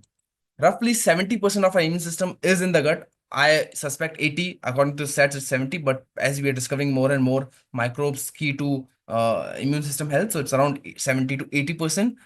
So an imbalanced gut can trigger inflammation. These inflammatory signals can travel to the brain, causing what we call neuroinflammation, which is also called as brain inflammation or inflammation of the brain, which is a major enemy of plasticity. It completely blocks the growth of your brain itself, leading to brain fog and cognitive decline. I work with a lot of even autistic children as well, and every time I found their gut and brain axis is completely diminished, right? So it's a key to overall health and especially mentally being sharp. And the fourth thing is your SCFAs, which is short chain fatty acids. I'll quickly go through and explain you what are these SCFAs, and you'll get an idea how our diet is very, very important. When our beneficial gut bacteria digest prebiotic fibers, which we get from garlic, onion, fiber, or any cruciferous veggies when we ingest, right? So these are all prebiotics, which means these are food for those microbes. They produce these amazing compounds. You can see here in the right side on the screen, right? Among these, we need to understand about butyrate, because butyrate is the superstar over here, and butyrate does two critical things. It strengthens the gut lining to prevent inflammation. A lot of you might have heard about leaky gut syndrome, or a person who has a lot of allergies to a lot of intolerance to a lot of different foods. Sometimes they have issues with their gut linings, or they have holes around the gut linings, and butyrate is important to seal that gut, right? So it's very, very important to prevent inflammation. Second, it can cross the blood-brain barrier, right? Which again further improves your uh, compound called BDNF, brain-derived neurotropic factor, right? So that's very, again, important for improving your cognitive performance, and it is scientifically shown to boost the BDNF levels as well. That's why a lot of people also take butyrate supplements, right? Which I'll go into a moment. Now, BDNF definitely is like a miracle go. So I'll just spend one more slide so that you guys can have a understanding of it. It is the master molecule of neuroplasticity. It fuels the growth of new neurons and strengthens the connection between them, right? It's very important for communication of the brain and the signals. So let's connect the dots. The food you eat feeds your gut bacteria. Healthy bacteria produce butyrate. Butyrate travels through the brain and boosts your BDNF, which is brain-derived neurotrophic factor, drives neuroplasticity. This is the power of function nutrition in action, right? So you can just correlate on your daily lifestyle as well, how the kind of food you eat impacts the progression of, on the right side, which is what you can see, all the garbage stuff, junk foods which you eat can do the opposite of what I've just discussed. And if you're eating a great food, living a great lifestyle, definitely that can boost it, which we will also talk in a moment. So when gut health is compromised, say through dysbiosis or an imbalance of your gut bacteria, which means there are more bad bacteria and then less gut bacteria, it can produce all the inflammatory chemicals, and often can affect the serotonin and dopamine production. That's why you might not be able to stay focused. Your attention span drops. Your mood drops. You're not able to be present in the communication while you're having with your friends, family, or anyone, right? Now, one thing I would like to ask all of you is, raise your hand or maybe say yes in the chats if you notice your mood changes after certain meals or when your digestion is off, right? Most of you might have experienced this on day-to-day basis, right? That's your gut-brain link connection, or even, a little bit of stressor gives you that butterflies in the stomach, right? That is your brain experiencing a situation which is also impacting your second brain, which means, because that's both connected through vagus nerve, that's just, giving it a kind of signal over there, right?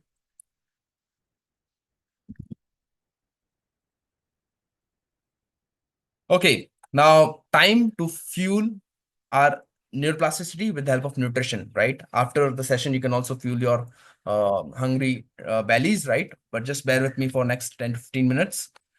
Certain nutrients are essential for powering cognitive nutrition, and neuroplasticity depends on the raw materials which we feed the brain, right?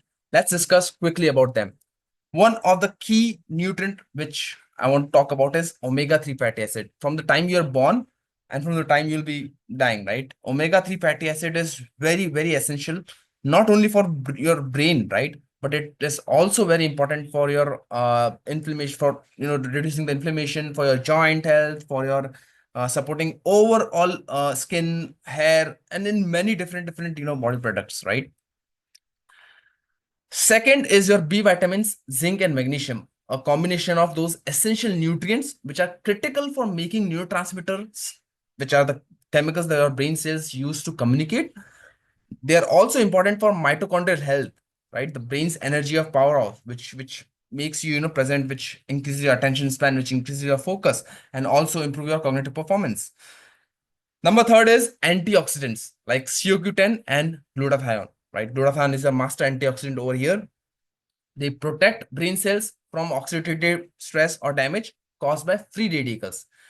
So what are free radicals? Let's say when you're exercising every day or when you're, under stress, your body go through a wear tear or a catastrophic kind of reaction where they produce reactive oxygen species or free radicals, which is like oxidants which our body doesn't require. That needs to be neutralized. If that's not neutralized, it will affect other cells and it will also make them oxidize, right? So that needs to be stopped. And antioxidant, as the name suggests, is anti for that oxidative stress or for those oxidants. It stops, it put the brakes around that, right? There are also few molecules like plasmalogens and C15 fatty acids, where there's a emerging research coming on, which are special kind of fats that protect brain cell membranes and is also important for memory preservation. Just a quick tip here, right? Whenever you're going for a next meal, aim for a colorful plate, which include, a different fruits color or maybe vegetable colors, which will help you give enough antioxidant. The more colorful it is, the more antioxidants it would be. Of course, not to be mixed with synthetic colors or additives or preservatives or food colors. Now let's talk about something often overlooked, the role of medications in cognitive health, right? Certain drugs, while useful for medical condition, may have hidden cognitive risk. One of those are benzodiazepines, often prescribed for anxiety or insomnia, can impair memory concentration and slow processing speed over time. Second is your antichlorogenics, which is again a type of medication that block the action of acetylcholine. It's a type of choline which helps to fuel your brain and improves the neuroplasticity.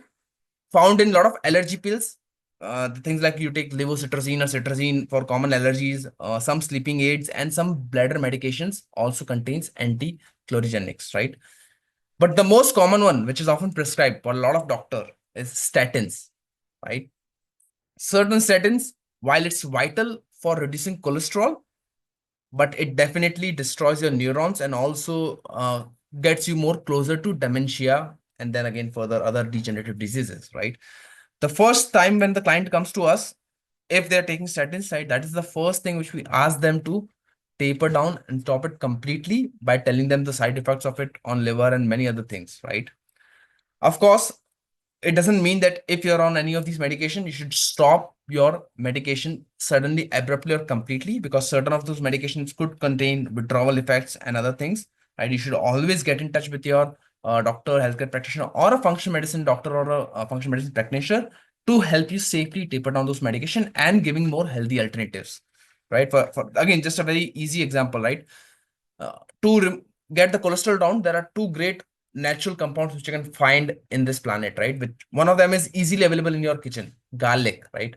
If you consume garlic, raw garlic cloves on everyday basis, that is great for bringing down your cholesterol, right? So why do you need to be dependent upon certain medication? Another one is red yeast rice extract, right? That has natural statins like compound, right? Which is very, very useful for getting your or lowering down your cholesterol, right? So those are some great alternatives which you can take instead of the medications, right? Again, a few tips quickly for you to shift your perspective towards medications. A quick note, because we know that the science shows that lifestyle can be as powerful as medicine in maintaining cognitive vitality. Here are few powerful habits, right, which you can do on everyday basis which will help you improve your cognitive performance. First, nourishing diets include as much as foods which are rich in good fats or good fatty acids, right? So seafood, vegetable, fruits, olive oil, flaxseed, walnuts, avocados, all these have some good fats present in it, which would help them to improve our omega-3 status and other nutrients which would help them to improve our cognitive and of course lower down the inflammation and support the brain plasticity. Second is active lifestyle. I can't put emphasis on how important exercise is for the health and for the brain's health, right? Regular exercise improves blood flow to the brain, support neurogenesis, also your brain's ability to create new cells, right? So when you're exercising, you're not only involving only one side of the brain, right? Most of you must be aware of that. We have right and the left brains, right? And for a whole brain development, we need both kind of brain activating factors or exercising done in the day. So when you are exercising or when you're bringing this hand to, other part over other part of it, doing an exercising, that's having a good syncing up of your left and right brain together. That's a coordination which will help your brain evolve and become more neuroplastic in nature. Third is your restorative sleep. I can't again put a lot of emphasis. It's free. It's a very easy healing tool. A good 7 to 9 hours of uninterrupted sleep heals a lot of your body's thing, makes you brain sharper. Also, timings are very important for your circadian rhythms, right? Sleep is when the brain clears waste through glymphatic system. Again, I don't want to go into the technicalities of it, but that's how the brain gets rid of the toxins which has been present on that. Pairing it with meditation, deep breathing exercises, yoga, like as I think Ms. Navya was talking about yin yoga, right? Yin yoga or anything, any activity sorts of, which is helping you get into a deep, calming, relaxation state and getting your brain to, of no thoughts or, less and less thoughts as possible. Number 4, optimal sun exposure. We need to get out.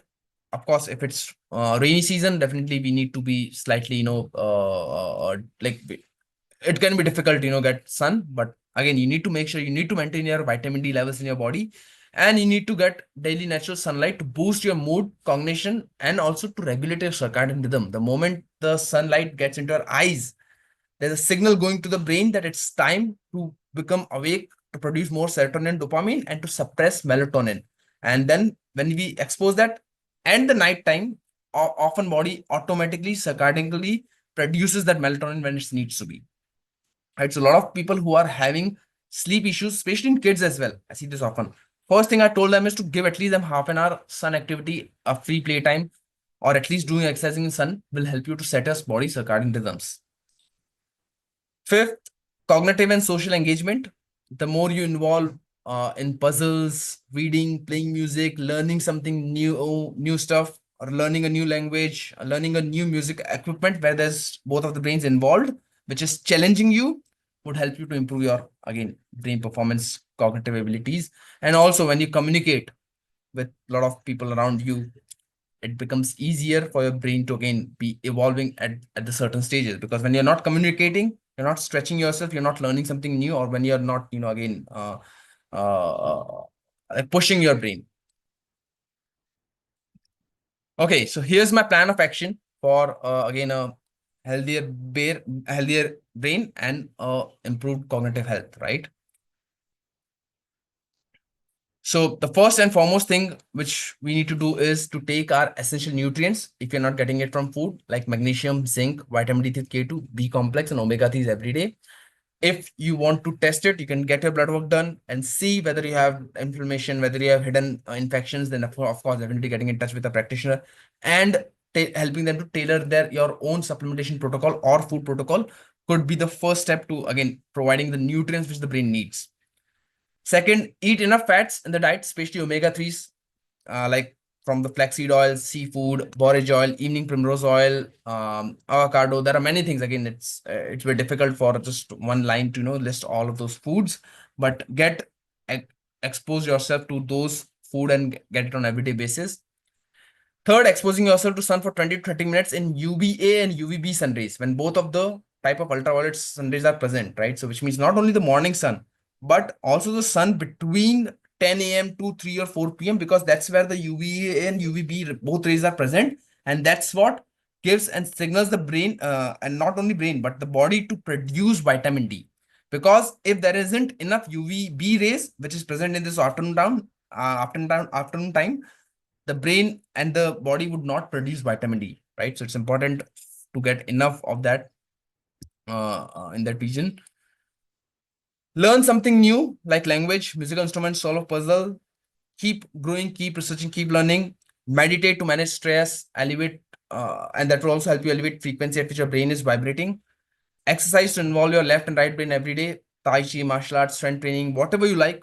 I always say the best exercise for you is the often thing which you like and which you can do that on an everyday basis, not the one which I am telling you or not the one which anybody else is telling you. That's that because it need to be sustainable.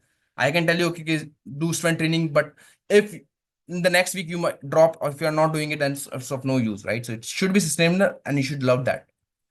7 to 9 hours of uninterrupted sleep daily between 10 to 8 a.m. Add probiotics, which is like fermented foods like yogurt, kefir, sauerkraut, and with the prebiotics, which is fiber 10 to 15 grams to improve your gut microbiome to your plate daily. That's something which you do for your healthy gut. Number 9, a lifestyle environmental factor. Switch to incandescent bulbs from blue LED lights to optimize your circadian rhythms, right? The more blue light you are exposed after 6 p.m. in the evening, the more signal to the brain and the body is going that it's the daytime, right? Melatonin should be suppressed. And then a lot of people do suffer from, interpret sleep, a lot of interpreted sleep. 10, and the last, be conscious about what you're watching and limit your screen time. That is something I often see. Screen time is not only watching television, playing a video game, but also we are on phones, mobile, watching Instagram, social media profile, right? Be conscious because we are picking every time when we are watching that some or the other thing. So you need to use your discretion, you need to use your beliefs to limit that, to create a boundary instead of just believing it. A lot of influencers online, right? Do your own research as well. That will also help you evolve your brain, right? The more you question, the more you challenge your brain, whether that's true or not, whether the belief of which I am saying is true or not, that should be backed up with research. There should be some research data present around it. So do your own research would also help you challenge your brain and will be improving your brain health. Okay, now as we are towards the end, let's recap quickly. To conclude, the age-old saying, you are what you eat, is more profound than we ever imagined. We now know that what we eat directly influences the health of our gut microbiome. So cognitive health isn't just about the brain, it's about the whole body. Balanced nutrition, healthy gut, mindful medication, even reviewing that, and daily lifestyle choices, which I just often spoke about. So start small. Maybe it's just with one step, right? Adding omega-3 rich foods from even from today itself, right? Walking 30 minutes daily, or whatever activity you can do at least for 20 to 30 minutes daily, or connecting with a friend over a coffee, socializing, having some good challenging talk. Each choice builds your brain's resilience, right? Thank you for joining this session. If you have any questions, I would be happy to answer them now, right? I hope I haven't taken much of your time, guys. Absolutely not. Thank you so Yeah. much. Thank you so much. The session was amazing, very insightful. I think it was the missing link in the conversation because we went a little too philosophical. We talked about art, we talked about movement. So I think this was a great sort of backing up for all of the curious questions in the background. Again, extremely sorry we ran late, Yeah. as it happens with the most conversations. I can understand. No, not an issue. It's okay, completely okay. But yeah, I hope I was able to help a lot of you guys who are present here. And if at least you can do one thing, which I've told you guys, I would be, feeling success with this session and spending, 20, 25 minutes with you guys, right?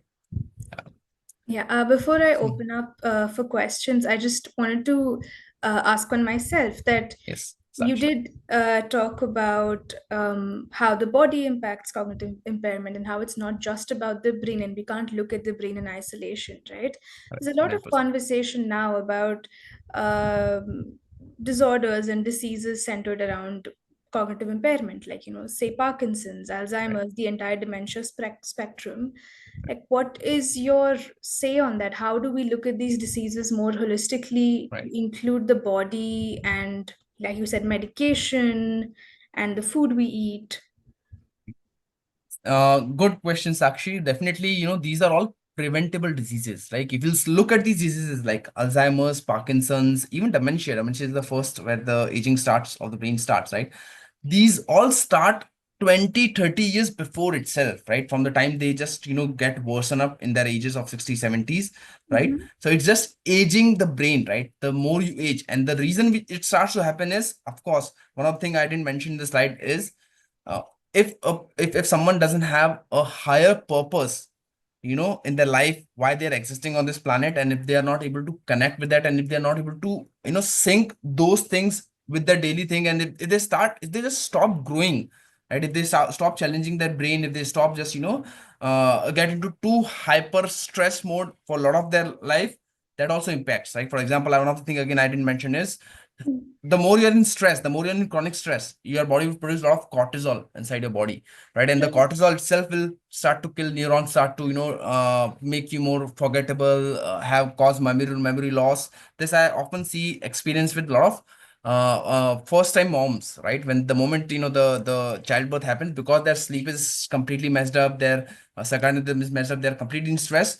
This experience for that first initial year, a little bit of, with issues with the memory and short-term memory loss. It's very important to keep challenging your brain, to keep, I would say, not to, stop growing, right? That is growing and evolving. That is something, and you'll only do that if you have a higher purpose, right? For example, again, I'll just take a simple example like Ramesh sir. If he didn't had a higher purpose to, get into cognitive research and, invest a lot of research around that, he would stop doing. He would not be able to grow his mind, right? Right. Even each of us has a good purpose. That's why we are here on this earth, right? So we need to connect with that purpose and just keep growing in that direction, whether it's in any of the other way. And then of course, food becomes very, very important, which is inside our kitchen, which is what I said, right? So you need to prevent that. These are all preventable diseases. It doesn't come in a day or two, like cancer, right? Again, cancer is also doesn't come in a day or two. It just, slowly growing up, right? And we are not. Another big thing is we are not aware about that. We are not conscious about that, because when dementia happens, a lot of people just say, like my mom also keeps saying, okay, I'm just being more forgetful. I think it's just to do something with, aging. I'm just getting, more agey. But they don't understand, right? It is indicating that your brain is slowly dying, right? The neurons are dying. You have to do something with that, right? Either you need to take some nutrients into your body, you need to challenge your mind, you need to play easy thing like Sudoku, which comes in the newspaper, or solve a puzzle, right? Those are the activities you need to keep doing on everyday basis, or else your, brain would start to, age, and, it will start to grow old, and then again all of these degenerative diseases and older diseases can come and get you easily. Yeah, thank you. Thank you for that No answer. problem. Great. And anyhow, anytime if you guys have any questions, as I've given you enough information, right, you can mail me, you can get in touch with me at later point of life, right? I would be happy to help you in whatever way I can. Yeah. Absolutely. Thank you, Suyash. That's a very, I think it's a very key information, very vital information for anybody to understand, one, about the decline in their cognitive health, and also about their overall health and how it is closely related to the gut. My personal interest is in this. But one thing I wanted to know is, these days, I'm totally avoiding all chemical-based medication. Okay. That's great. So what is that you prescribe? One, certainly in the kitchen, the food that we eat, Right. all that. But as a treatment plan, Right. do you suggest plant-based medicines, or how is that you take forward with your Right. client? Right. So, Aroha, all the approach which I take is completely natural. So, of course, food is definitely a key play. That's where we start from, but it doesn't stop over there. Then there are certain things like it goes to dietary supplements, right? With the supplements which your key like in nutrients which is missing in your body, that is something we need to get it inside your body. So maybe now the supplements can be derived from animals, like for example, omega-3s are derived mostly from fish oil, cod liver oil, or krill oil, right? So those are more potent. Then there's a lot of inclusion of herbs, because herbs also play a key role in improving, a lot of pathways. Like for example, garlic, ginkgo biloba improves the circulation towards the brain. Then there is a use of red yeast rice extracts, as I said, to reducing cholesterol. So a lot of a mixture of different herbs as well. We do add it, right? And then it's a combination of all of them, and with that what we also do is we look for different lifestyle therapies. Like for example, HBOT is something we use, like hyperbaric oxygen therapy, to oxygenize your brain, right? If that's getting aging. Ozone is something, other thing which we use to as an potent antimicrobial gas to get rid of all those infection, right? And if there's an infection, let's say if there are simple toxins inside your body, then we use binders, a lot of binders, like active charcoal, modified citrus pectin, combination of zeolite. So all depending upon a person's toxicity or high metal status. So again, that's what. So it's very personalized, very customized based on what are we seeing in that person, right? So it would be completely based on their individuality, their blood work, their any kind of advanced tests if we are doing. Let's say if we are doing a gut microbiome testing, and if you are seeing a lot of dysbiosis, then we need to clear all of those microbes, but not with antibiotics, with the help of herbal antimicrobials like oregano, echinacea, even enterography. So a mixture of these herbs, we get rid of that. Then we add probiotics, to replenish their gut microbiome, to reset their gut microbiome.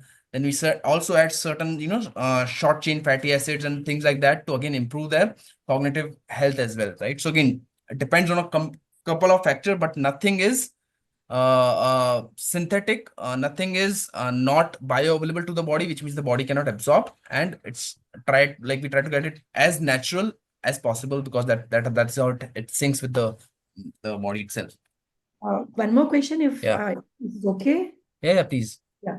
They rightly say that all diseases start in the gut, and the biggest issue there is inflammation, right? 100%. Right. So, are there any general guidances in terms of how we reduce inflammation in the See, gut? there are many things, right? First of all, of course, you need to get rid of the foods which is creating inflammation in your body, right? So things like gluten is which we see a lot for clients, contains inflammation.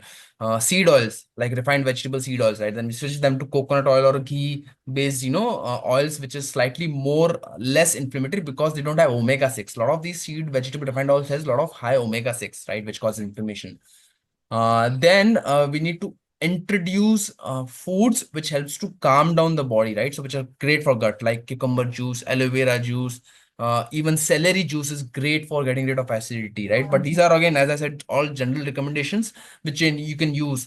Even you can use ginger just before your meals as a aid to digest the food better, right? Even you can use lemon juice to improve your digestive enzymes in the gut after meals or between the meals, right? And then there are a lot of herbs like marshmallow root, slippery elm. These are all also anti-inflammatory. Even colostrum, which is the first form of milk from the cow, is something we add because that provide immunoglobulin antibodies, which helps to reduce the inflammation of your intestines, right? If someone is not tolerant to dairy, a lot of people also are intolerant to dairy, like, milk or, casein, lactose. So we completely remove that first, at least till their gut gets repaired, right? So again, I tried to give you a brief approaches which we Yeah. follow in that direction, right? That's very useful. Thank you so much. Thank you so much, guys. Sakshi, and the again, I forgot your name. I think it's Shrishti, if I'm not wrong. Pushti. Perfect. Correct. Okay, great. Correct. For Yeah. inviting me and helping me spread my love with all of you guys, right? Yeah. Thank you. Right. Thank you so much, Suyesh. Yeah. All right. Thank you, all the participants who've been around since the starting. Again, apologies. We ran long, but we didn't want to cut the conversation short, so we let it flow. We'll be doing more of such cross-disciplinary conversations on various aspects of health, art, spirituality, and more. So, yeah, stay in our mailing list, or wherever you reached out to us. Stay connected, and we'll keep you posted on the upcoming ones.